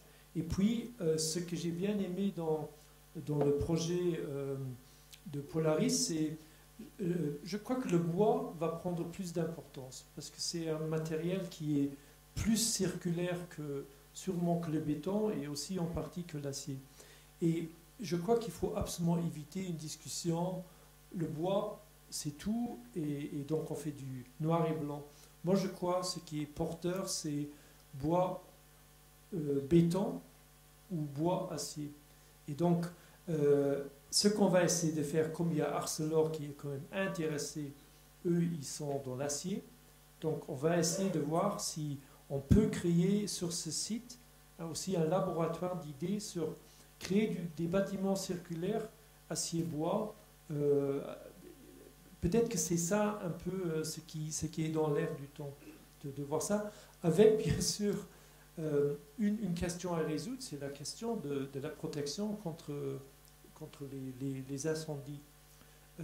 C'est que l'acier n'est pas forcément donc il faut voir comment est-ce que tu protèges l'acier. On l'a encore vu chez Eurocomposite, ça peut en 20-25 minutes ça peut partir. Le bois il est beaucoup meilleur et donc il faut réfléchir, et je crois qu'il y a une chose qui manque, c'est un peu cette réflexion aussi sur quelles sont les normes dans la construction par rapport à la protection contre les incendies, et est-ce que ces normes sont assez détaillées, est-ce que ces normes ne freinent pas, par exemple aussi une optimisation des ressources. Dernière chose, et ce que j'adore chez Lux Innovation, c'est cette idée des chaînes de valeur. Je crois que c'est très très important dans tous les projets qu'on fait maintenant à Luxembourg. Est-ce qu'on a les acteurs? Et soyons honnêtes, si nous voulons faire plus de la rénovation énergétique, ils sont où les gens qui vont faire ça? Ils sont derrière Liège? Est-ce qu'ils sont à Lyon? Est-ce qu'ils sont, c'est pas derrière Berlin? Dans la grande région, on commence à voir, à être, il n'y a plus un énorme gisement. Plus tous les problèmes de trafic. Donc moi je crois que la solution gagnante pour Luxembourg, c'est on augmente la productivité dans le secteur de la construction par le pre-design. Parce que ça nous permettra aussi dans la rénovation d'être plus efficace avec le même nombre d'employés. Parce que c'est aux Pays-Bas, je viens de lire leur programme énergie-climat, ils disent on va rénover plus, et puis ils mettent un énorme point d'intégration. Ils sont où les gens qui vont faire ça? Et donc moi je crois que ce qui est entamé, le pré-design, la préfabrication, je crois que c'est vraiment sur ça qu'on doit travailler ensemble et créer les outils, les chaînes de valeur, le know-how aussi chez tous les acteurs. Voilà, du coup, on a plusieurs sujets qui tombent d'un coup pour la discussion de cette table ronde. Vous avez auto-alimenté tout le débat, c'est très bien. Merci beaucoup, Monsieur le Ministre. Sur le premier, peut-être, voilà. La revitalisation de friches et donc d'utiliser ces projets-là pour vraiment développer les principes d'économie circulaire notamment, mais de construction durable dans le sens large. Donc, je pense qu'il serait important de, là aussi, chercher des synergies, parce qu'on voit qu'il y a différents projets pilotes, et je prends aussi celui qu'on vient d'entendre dans les présentations de Nico et Annabelle, où il y a des recherches, et on a encore l'impression que ça se fait un peu en parallèle. Il n'y a pas vraiment un dialogue aussi intense qu'il pourrait être. Et il serait intéressant, et ça devrait être, à mon avis, une des démarches de nous tous dans notre collaboration et dans notre échange, d'aussi vraiment profiter des expériences que les uns et les autres sont en train de faire. Je cite Wiltz, où là aussi l'économie circulaire est vraiment déjà dans les réflexions depuis un bon bout de temps. Et je pense qu'il serait très très important dans les échanges qui vont se faire avec le CNCD, avec le ministère et les autres acteurs, de vraiment aussi créer des synergies, aussi avec les équipes qui sont déjà en train de travailler, parce qu'on pourra avancer plus vite et on pourra peut-être aussi mettre un focus spécifique sur les différents projets. On ne va pas essayer tout partout, mais de vraiment mettre un focus sur Wiltz pour une chose et sur Chifflange, par exemple, pour une autre chose. Je crains qu'il y ait encore trop de choses qui se font en parallèle et qu'on ne profite pas assez de ce qui se fait déjà actuellement ici au pays.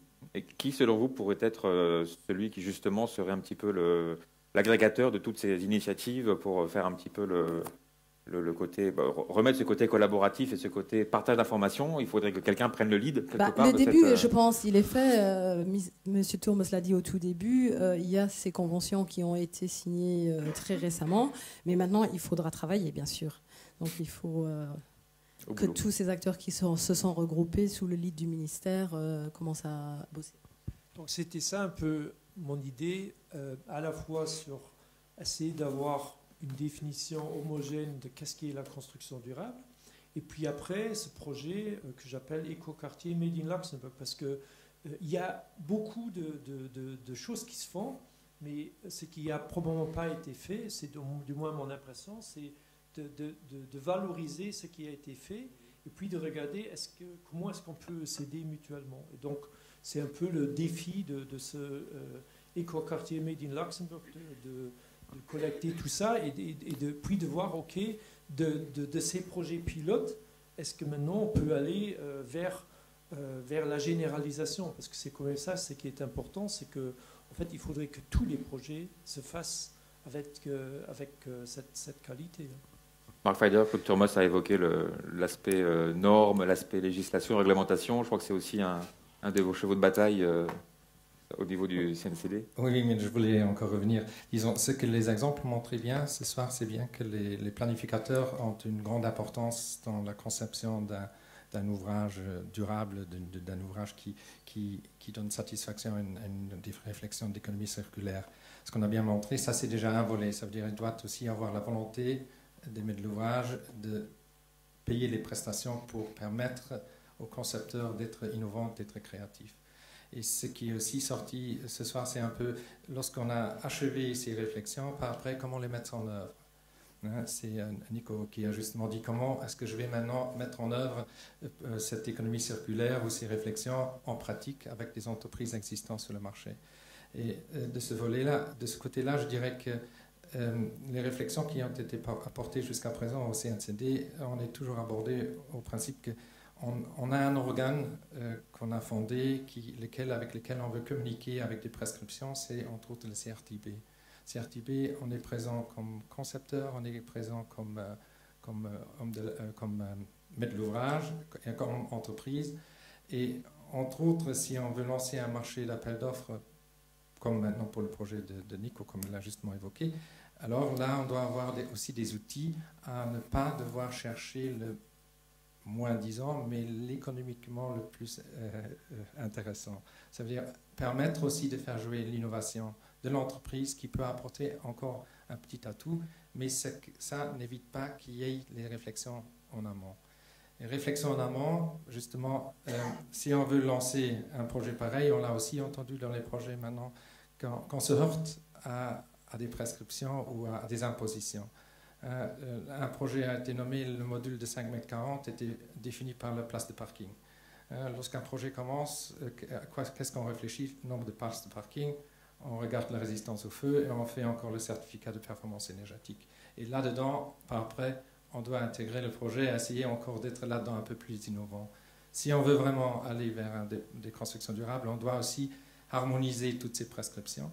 Il ne se peut pas qu'en notre pays, une construction en bois elle est considérée comme résistante au feu, contrairement aussi au Luxembourg où les prescriptions ne sont pas encore à ce niveau, justement, et ne permettent pas d'utiliser de pareilles nouvelles connaissances. Ça, et là-dedans entre aussi les discussions avec les plans d'aménagement généraux qui sont souvent déjà assez vieux et qui ne nous permettent même pas de mettre en œuvre des réflexions pareilles. Alors on peut avoir de la chance si on a un PAP qui est un peu plus flexible, mais généralement les prescriptions de bâtisse sont très restreintes. Et là, généralement, il faut vraiment attaquer et mettre en œuvre la discussion en amont, je veux dire. Juste deux choses qu'on est en train de faire.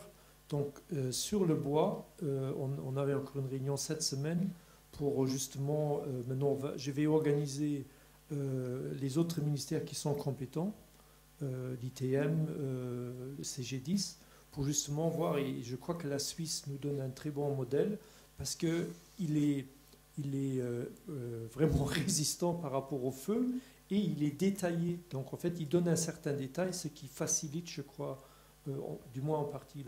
Et donc, je suis en train de faire ça. Et dans nos discussions avec je crois que les PAP et les PAG, ils ne peuvent pas être des obstacles. Donc, ce qui est très important, une fois qu'on aura avancé sur un peu cette nomenclature, c'est quoi un quartier, un écoquartier made in Luxembourg. Donc, après, il faut vraiment arriver vite à ce que le ministère de l'Intérieur prenne en fait l'essence de tout ça et le prenne comme le cadre pour les PAP. Pour justement, pour voir, parce que les PAP, ça doit intégrer tout ça.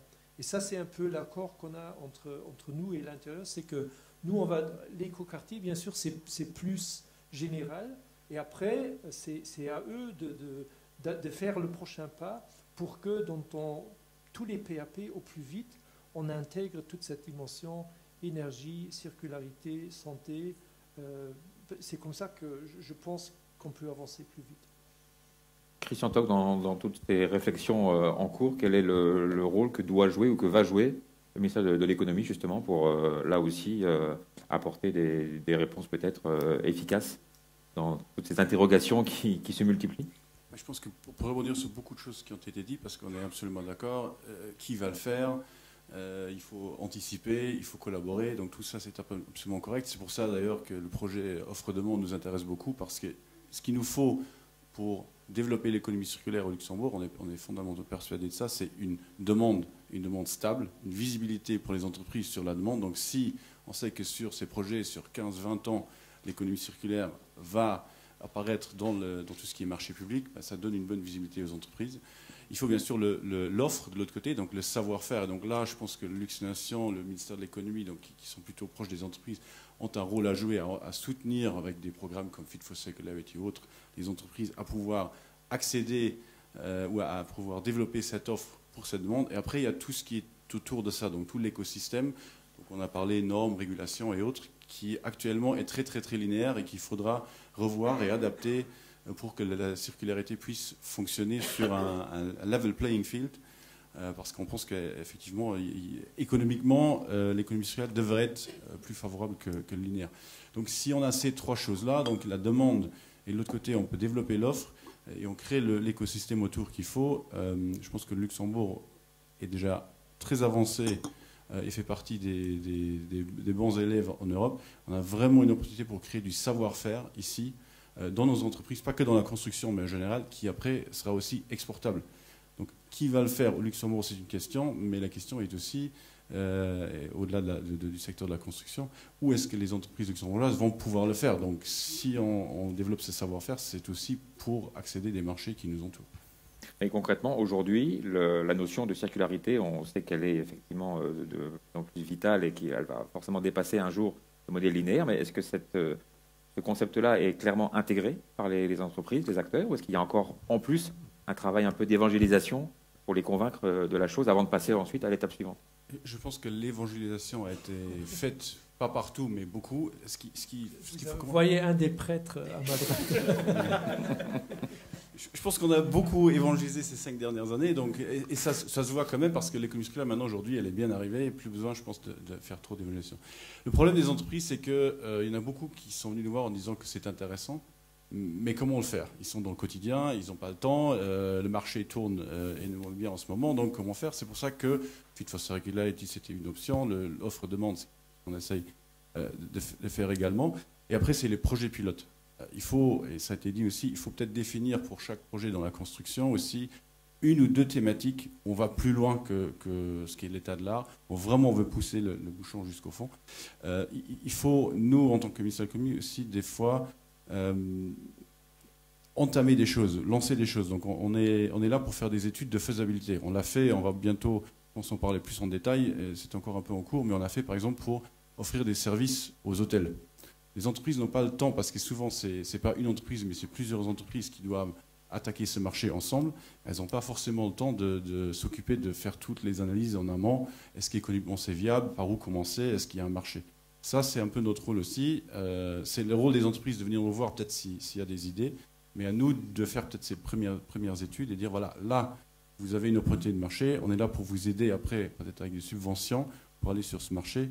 Et orchestrer un peu tout ça pour délester l'entreprise qui quand même finalement est bien déjà occupée à faire le travail journalier.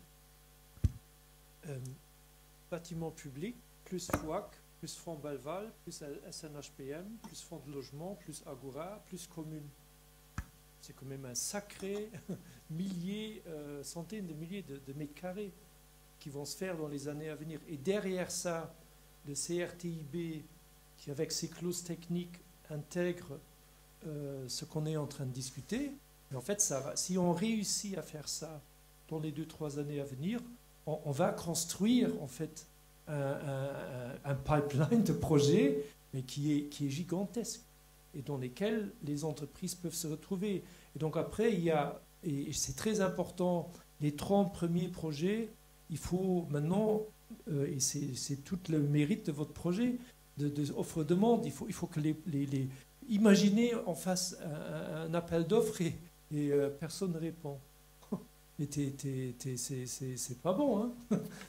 Donc c'est pour ça que c'est très très important ce projet.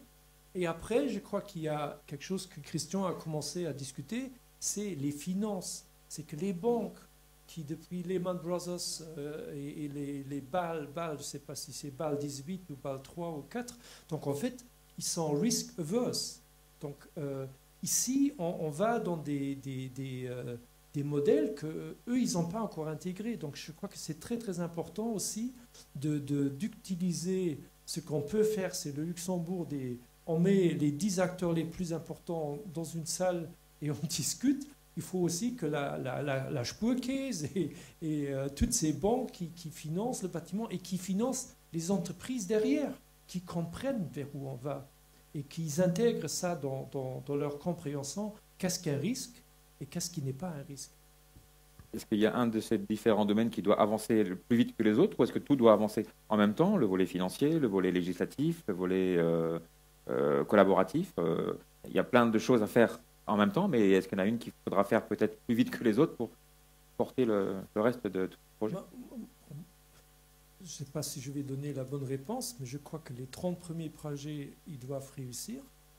Donc, et après, c'est important que le travail qu'on entame ensemble, définir c'est quoi la construction durable à Luxembourg. Je crois que c'est vraiment important d'inclure la notion de santé, parce que c'est peut-être ce qui touche le plus celui qui va payer ou louer. Et après, cet écoquartier, et de là, créer une base encore plus solide pour intégrer tout ça dans ce que CRTIB fait, c'est dans les clauses techniques. Et puis créer du volume. Hein. Je crois que bon, les premiers projets doivent réussir, et le travail de fond pour créer du volume, de la masse, on doit maintenant avancer vite pour justement passer au-delà du projet pilote. Voilà. Ce qu'on observe quand même sur le terrain, c'est que le cadre législatif et procédural, il doit vraiment avancer vite. Parce qu'on voit qu'au niveau des concepteurs, les dernières années, tout le monde a vraiment fait l'effort pour s'approprier les sujets. Tout à l'heure, vous avez mentionné les PAP et les PAG qui ne doivent pas être un obstacle. Au jour d'aujourd'hui, quand vous élaborez un PAP, par exemple, et vous voulez mettre dans ce PAP même des prescriptions de respect d'économie circulaire, d'implémentation d'économie circulaire, vous n'avez pas de base légale. Donc, il faut quand même, à mon avis, avancer vraiment, si la question était quelle est la priorité dans tous ces sujets, vraiment avancer sur le cadre législatif pour justement éviter qu'on continue à faire des PAP aujourd'hui où on ne peut rien mettre parce que le cadre législatif n'est pas là, et après on doit les modifier pour pouvoir faire un projet d'économie circulaire. Moi, je voulais encore aborder justement ce que Christian a dit, justement que de mettre à point les entreprises pour qu'elles puissent répondre aux exigences. C'est pour ça que lorsqu'on la présentation de Luxinnovation, en tant que concepteur, on devient un peu jaloux, étant donné que Luxinnovation est principalement ciblée vers les entreprises, pas vers les professions intellectuelles. Et là, il faudra aussi, d'une manière ou d'une autre, arriver à un certain moment de permettre à nos membres, architectes et ingénieurs conseils, de les assister à cette transformation qu'on est quand même en train de faire. Du côté CNCD, avec l'OAI et les autres intervenants, on est en train de faire justement maintenant, de cibler un peu les formations, de permettre à nos membres de se former dans ce domaine, Mais on constate quand même que ce sont des efforts considérables que les membres doivent faire. Et pour l'instant, ils le font à leur propre volonté. Ça veut dire qu'on est rémunéré avec nos honoraires sur les travaux qu'on fait. Mais il faudra aussi peut-être réfléchir à investir ou à permettre aux concepteurs d'obtenir un peu un partage ou un soutien dans cette démarche. Juste rapidement, ce que moi je pense avoir compris en tout cas sur l'économie circulaire, c'est si on veut avancer, il faut avancer sur un front très large parce que c'est rien d'autre que de changer le système économique voire social dans lequel on se trouve. Il faut adapter les business models, il faut adapter le design des produits, il faut adapter la façon dont on travaille, il faut adapter la réglementation. Et si on fait des projets pilotes aujourd'hui, on peut peut-être faire une petite percée quelque part, mais on ne va pas aller très loin parce que si derrière ça ne suit pas, ça ne sera pas économiquement viable, ça ne sera pas quelque chose qui va être adopté par la grande masse. Donc, à mon avis, il faut vraiment avancer sur un front très très large et c'est justement là que le Luxembourg a une belle carte à jouer parce qu'on est très petit comme pays. On se connaît, je suppose qu'on se fait confiance plus ou moins les uns les autres. Donc, par rapport à des grands pays comme par exemple l'Allemagne, je pense que nous, on pourra avancer plus vite parce que on se connaît et la complexité de l'économie circulaire est quand même énorme. Quelqu'un a dit un jour, c'est changer le moteur d'une voiture qui roule. Parce que l'économie, elle continue à tourner. Donc, pour adresser cette complexité, on ne pourra pas le faire de façon individuelle. Et on peut faire des projets pilotes pour montrer que ça peut marcher. Mais finalement, si on veut changer quelque chose, il faut changer le système, tout court. Tout à l'heure, dans son énumération de tous les parties prenantes, le ministre Turmes a cité les communes. Concrètement, aujourd'hui, les communes, elles constituent vraiment, là aussi, une locomotive dans toutes ces démarches économie circulaire, où là aussi, est-ce qu'il faut les convaincre, les pousser un peu plus? Certaines, évidemment, sont en avance, comme Vils, on l'a cité, mais... C'est quoi les communes? En fait, il y en a 102, 102, et donc je suppose qu'il y en a qui vont bien et vite, et il y en a d'autres qu'on va encore attendre longtemps, si on les force pas un peu aussi. Et moi, je crois beaucoup si on voit ce que le FOAC fait, ce qui a été fait en partie à Espelval, ce qu'on essaie de faire à Vils, à Dudelange, à Chifflens, moi je crois que les clauses techniques du CRTIB, si on peut avancer sur ça, la façon comment on fait un marché public où on intègre tout ça, c'est ça en fait ce qui manque aux communes et ce sera beaucoup plus facile une fois que l'État aura fait le travail. Et bien sûr, il y aura quelques communes qui veulent avancer et avec lesquelles on peut s'associer dès le départ. Et ce travail est en cours? Oui, mais ça fait partie en fait de définir construction durable, définir écoquartier et puis c'est ça en fait la base pour alors plus les projets pilotes et les résultats des projets pilotes, qu'est-ce qui a marché, qu'est-ce qui n'a pas marché. Et donc c'est tout ça qui va dans ce qui est le plus important, c'est les clauses techniques des appels d'offres. Je pense que c'est comme partout, il y a des communes qui sont un peu en avance. Vils, c'est clairement engagé à le faire, donc il y a des leçons qui nous reviennent de la commune, on la suit d'assez près, qui après peuvent intégrer dans par exemple le pacte climat, qui maintenant va avoir une partie économie circulaire. Donc il faut toujours un peu des gens qui avancent, mais c'est vrai que la commune finalement c'est le premier contact du citoyen avec l'autorité publique. Et donc, il faut aussi qu'à ce niveau-là, il y ait des avancées. Donc, c'est effectivement en cours à différents niveaux, en tout cas de ce que nous, en tant que ministère de l'économie, on voit. Alors, on va donner la possibilité, évidemment, aux gens de poser des questions dans la salle. Le temps que vous réfléchissiez à une première question, je vais juste faire un mini tour de table rapide pour faire la transition.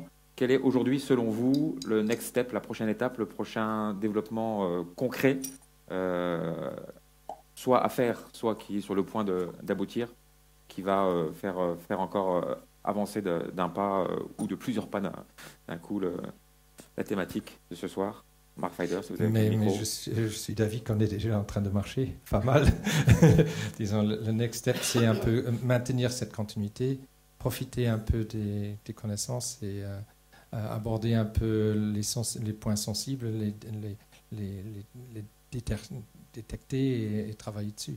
Donc ça, on saura que faire lorsqu'on fait des exemples, lorsqu'on tombe des fois. on apprend à marcher en tombant. Et en se relevant surtout. Christian Toc. Je pense que, comme ça a été dit, il y a beaucoup de projets qui sont en cours. Maintenant, il faut peut-être un peu consolider, donner une stratégie commune au pays dans l'économie circulaire et avancer ça de façon structurée, sinon on risque un peu de se perdre. Et il faut orchestrer les différents projets, notamment voilà, dans la construction. Comme j'ai dit, si chaque projet ne serait-ce que prendrait une ou deux idées circulaires et les mettrait en œuvre, vu le nombre très très élevé des projets, après on aura toute une panoplie de solutions qu'on pourra par la suite mettre en œuvre de façon normale, régulière. Le ministre, vous voulez finir peut-être, je ne sais pas, on laisse d'abord la parole à Salah et c'est vous qui aurez le dernier... Non, je pense que ce qui serait aussi important, on allait parler des projets pilotes, c'est des projets évidemment de maîtres d'ouvrage publics, pour l'instant beaucoup. Il faudra communiquer aussi pour que les maîtres d'ouvrage privés suivent également et qu'ils voient qu'il n'y a pas de risque, mais que ça peut marcher et qu'on peut vraiment faire confiance à cette nouvelle méthode d'économie circulaire.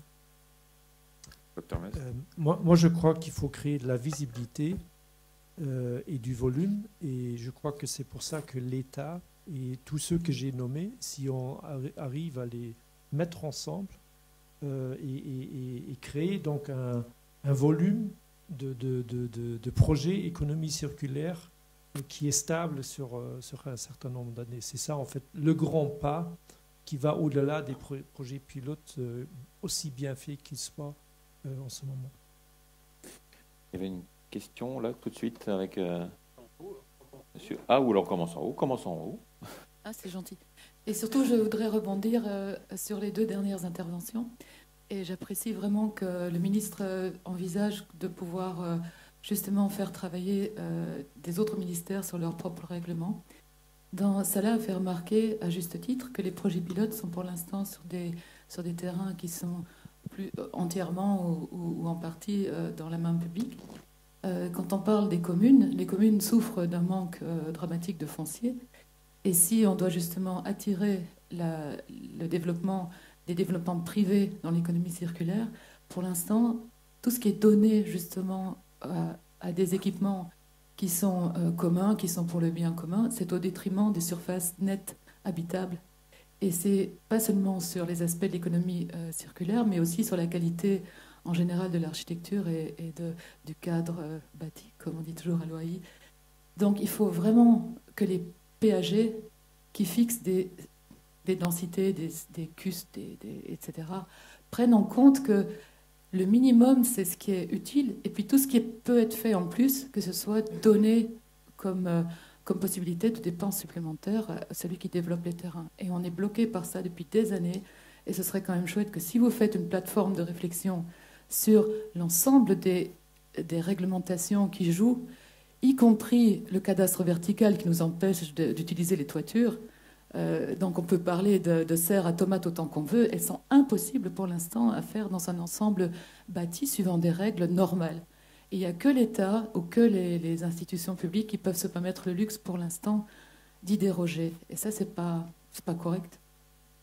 C'était pas vraiment une question, c'était une revendication. Non, mais je veux dire... Non, mais c'est très intéressant. Mais qu'est-ce qu'on peut répondre à ce... Oui,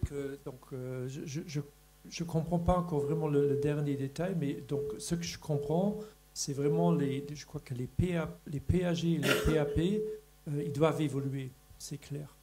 Et je crois que dans le projet Kim, j'avais une fois l'occasion de creuser ça avec vos équipes pendant 2 heures. En fait, c'était aberrant de voir les serres n'ont pas pu se faire à cause de la réglementation. Après, il y avait cette réglementation très rigide ou un peu stupide sur les places de parking. Et tout ça, ça fait que tu ne peux pas vraiment faire tu es bloqué dans ton innovation. Après, il faut savoir, et c'est un peu notre problème, là, on va se retrouver avec 102 communes, avec des PAG très très nouveaux et donc valables pour les 12 années à venir. Et en fait, ça m'inquiète un peu qu'ils ont été faits sans avoir intégré ce qu'on discute ce soir, sans avoir intégré une autre mobilité sans avoir intégré qu'il faut peut-être densifier à certains endroits et dédensifier. Parce que c'est vraiment utile d'avoir dans le dernier village des buildings d'appartements où après tout le monde est forcé de prendre la voiture individuelle. Donc je crois qu'un de nos problèmes, c'est que là on est dans la fin d'un cycle qui n'a pas intégré tout ce qu'on discute ce soir. Et je ne sais pas encore, en étant honnête, je ne sais pas encore très bien comment donc ce tsunami qui n'est pas circulaire, qui va débarquer sur nous, comment est-ce qu'on va le canaliser? Mais je comprends votre point. Mais vous sentez quand même de la part de vos autres collègues ministres impliqués de près dans ces thématiques PAT-PAG En fait, le ministère de l'Intérieur, il a déjà lancé aussi un groupe de travail sur les PAP et il est très content que nous, on fait en amont le travail Écoquartier Made in Luxembourg qui nous permettra en fait de gagner du temps et de ne pas faire un double travail, de travailler ensemble. À suivre donc. Josdel pour la question suivante. Je voulais revenir. Ça marche. Je voulais revenir un peu sur la demande et l'offre. On constate pour l'instant qu'il y a, je dirais, du point de vue transition entreprise aussi, entreprise, artisanat vers l'industrialisation. Il y a pour l'instant un décalage énorme quand on va sur les projets qu'on gère pour l'instant. On n'a plus d'artisanat, pour le simplifier. Il n'y en a pas de préfabrication, d'industrialisation non plus. Quand on demande à ce jour d'avoir une offre de prix pour les entreprises qui construisent des maisons en bois, il y en a, on ne peut les compter sur une main à Luxembourg, elles sont toutes bloquées pour l'instant. Quand on demande une construction en acier, il y en a 2, 3, peut-être encore. Donc on voit quand même, pour l'instant, on n'est pas prêt du point de vue artisanat, entreprise, préfabrication. Et j'aimerais bien quand même rebondir sur cette question-là qui me tient vraiment à cœur. Si on veut aller plus loin à Luxembourg, il faudrait quand même qu'on se mette en avant pour créer cette chaîne de valeur aussi à Luxembourg, pour ne pas, je dirais maintenant, mettre en marge les machines et finalement tout ce qu'on fait vienne de très loin. Parce que si l'économie circulaire vient de très loin, je pense qu'on a perdu. Donc il faut quand même, avec la valeur qu'on veut créer, au moins travailler dans la grande région. Si on n'arrive pas à travailler à Luxembourg, je pense que la grande région, c'est ce qu'il faut considérer, mais il faut se donner les moyens pour y arriver. Et j'ai bien peur que pour l'instant, avoir un peu autour de nous, on ait le bois. Certaines entreprises pour le bois sont prêtes pour faire la préfabrication, mais elles sont prises par des projets grands maintenant qui ont commencé. Donc si on demande maintenant une offre, on peut demander une offre, mais on n'aura pas de réponse à une offre. Pour l'acier, il n'y a presque plus d'entreprise qui est vraiment capable de faire une construction métallique comme on aimerait bien les faire. Donc vraiment, on est un peu, je dirais, et tous les autres produits qu'on aimerait aussi faire entrer dans la préfabrication un peu plus avancée, il y a quand même encore un pas énorme à faire. Et là, j'aimerais bien avoir une réponse à pouvoir un peu comment ne pas se bloquer dans cette idée-là, quand même, de faire ça à une échelle quand même assez considérable. Je pense que c'est une très bonne remarque, et c'est d'ailleurs pourquoi ce projet offre-demande, c'était une des idées pourquoi on s'est lancé là-dedans avec le cluster Cleantech. Ça, il faut le savoir aussitôt que possible. Pour le bois, effectivement, ma compréhension, d'après ce que j'ai entendu et ce que j'ai pu comprendre, c'est que cette offre ou cette demande a augmenté assez rapidement. Et du coup, les entreprises qui sont sur le marché n'arrivent pas vraiment à suivre. Si on avait su, il y a 10 ans, hein, c'est peut-être un peu trop tôt, mais du coup, si on avait su un peu plus en amont, on aurait peut-être pu préparer un peu plus cet accroissement du marché. Et c'est ce qu'on essaye de faire dans ce projet offre-demande, savoir ce qui va venir dans les 20 ans à venir pour pouvoir déjà maintenant construire ces secteurs.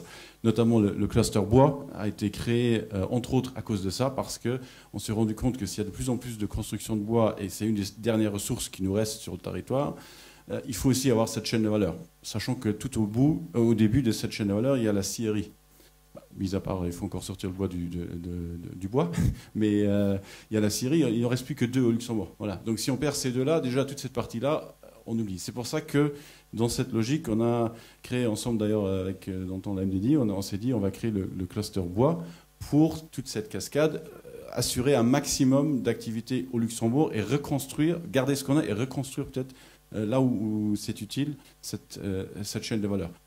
Et nous, au ministère de l'économie, si on a une visibilité aussi sur cette demande qui va venir, on peut aussi aller chercher les entreprises et les cibler pour peut-être subvenir à un besoin où nos entreprises sont saturées, où il y a des compétences qui manquent, soit pour les faire venir au Luxembourg, soit pour créer des partenariats avec les entreprises sur le territoire ici.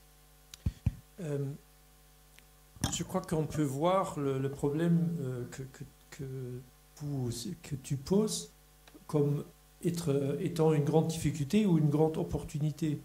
Le fait que maintenant il y a une demande de construction bois aussi substantielle, mais c'est que des gens qui étaient vraiment dans le béton et dans le béton et dans le béton, ils vont vite chercher de l'expertise pour se convertir, pour ne pas rater le marché.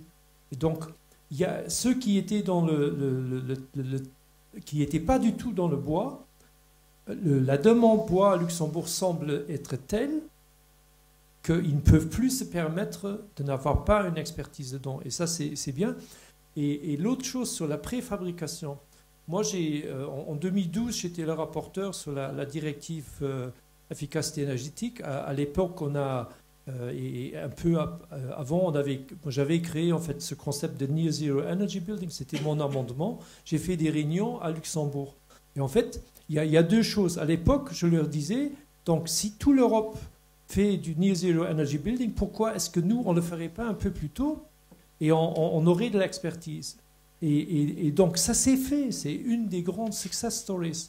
Et bon, bien sûr, pas tous les bâtiments qui ont été faits, mais on a quand même montré que sur l'énergie, sur les nouveaux bâtiments, on a été capable d'anticiper et d'aller plus vite que les autres pays. L'autre question que en 2012, j'ai discuté avec la Chambre des métiers, je leur ai dit, écoute, moi je ne crois plus au modèle 12 artisans différents, mal coordonnés, pas trop bien formés dans le détail, qui vont faire de la rénovation et que ce sera un successful business model. À l'époque, ils m'ont regardé comme si je venais du Mars ou peut-être encore de beaucoup plus loin.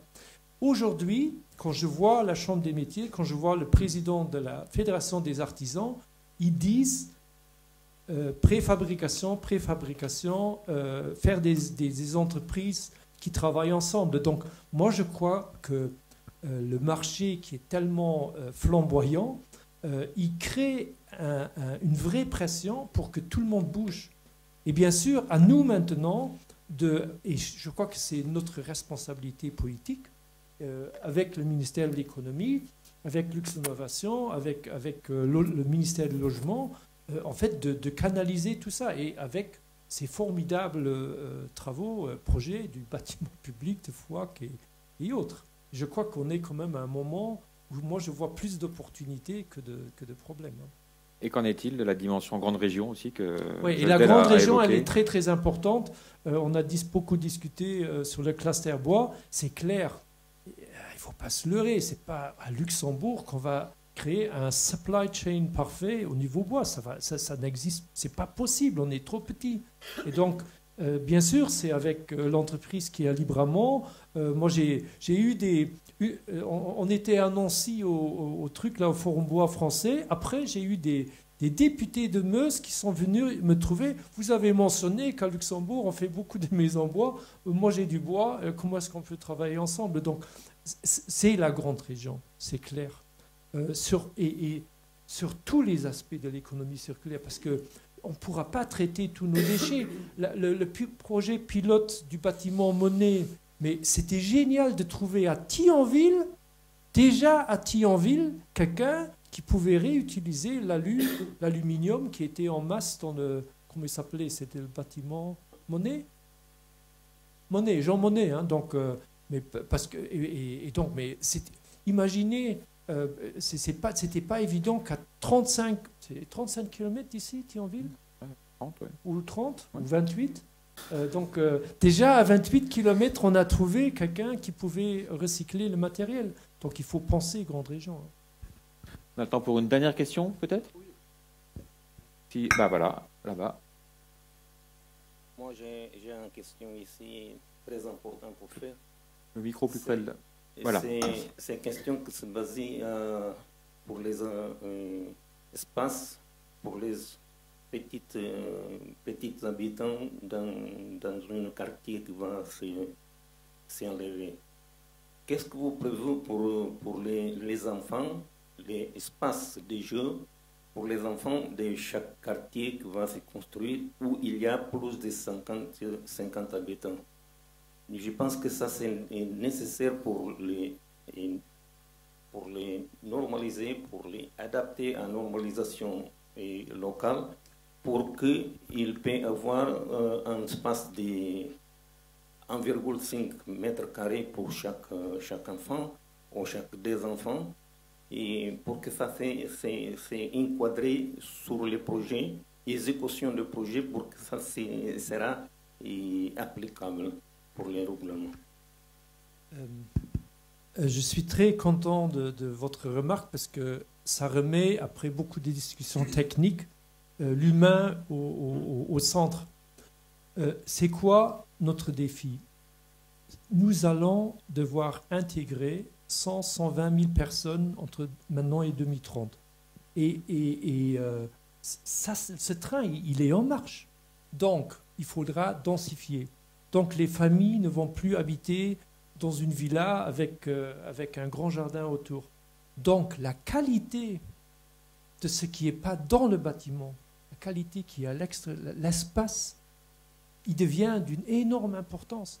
Et Kobe, comme ils viennent de Copenhague, ils sont dans ça depuis 10-15 ans. Donc à Copenhague, c'était les premiers à créer avec les voisinages en discussion les lieux de vie qui sont devant la porte. Et c'est compliqué. Vous imaginez, vous avez une communauté turque qui veut griller.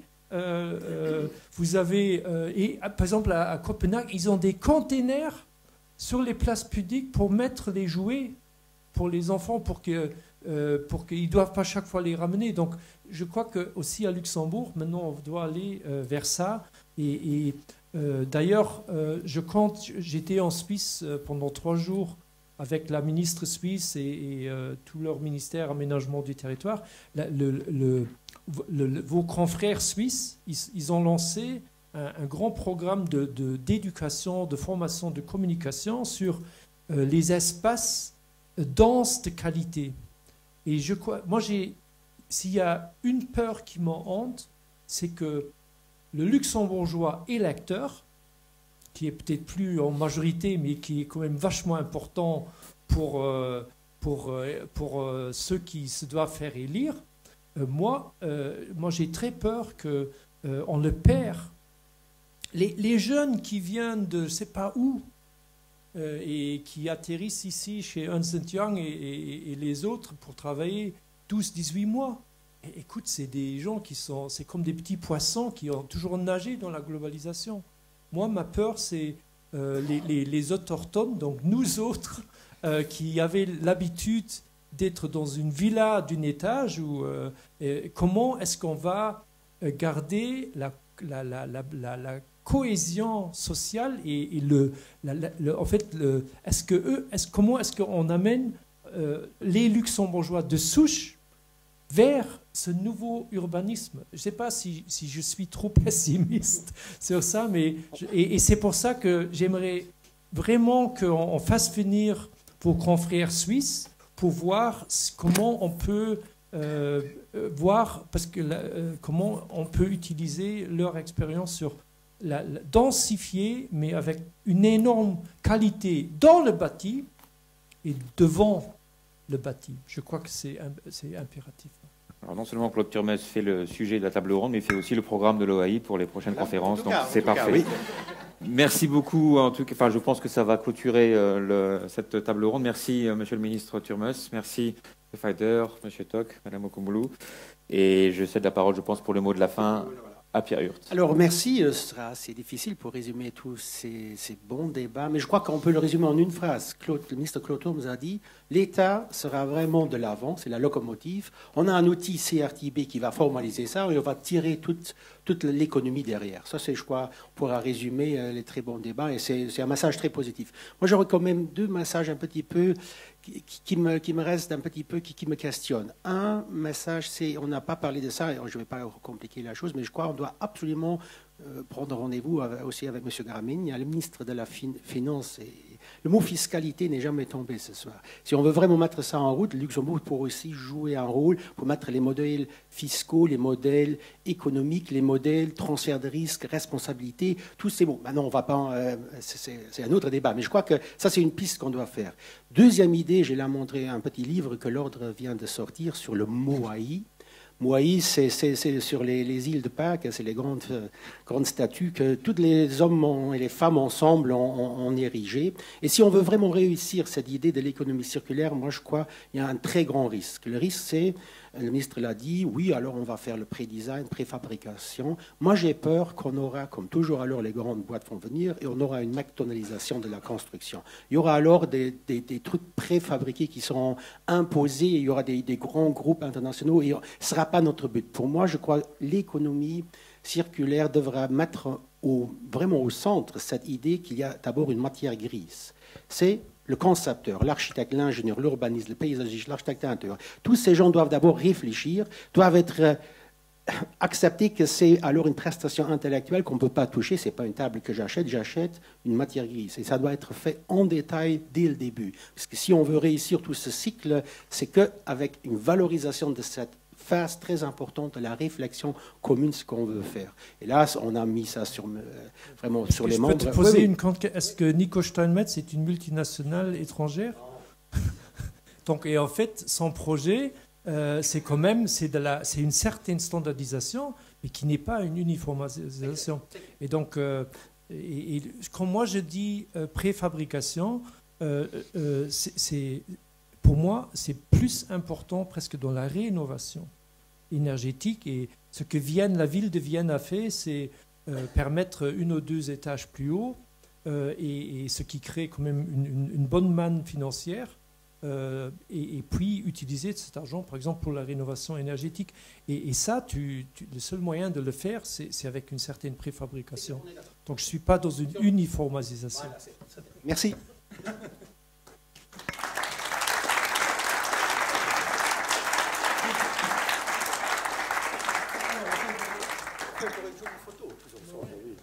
Avant d'aller tous les orateurs.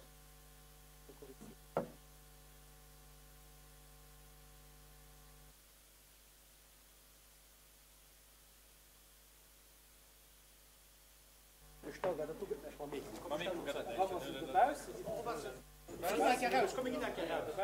va faire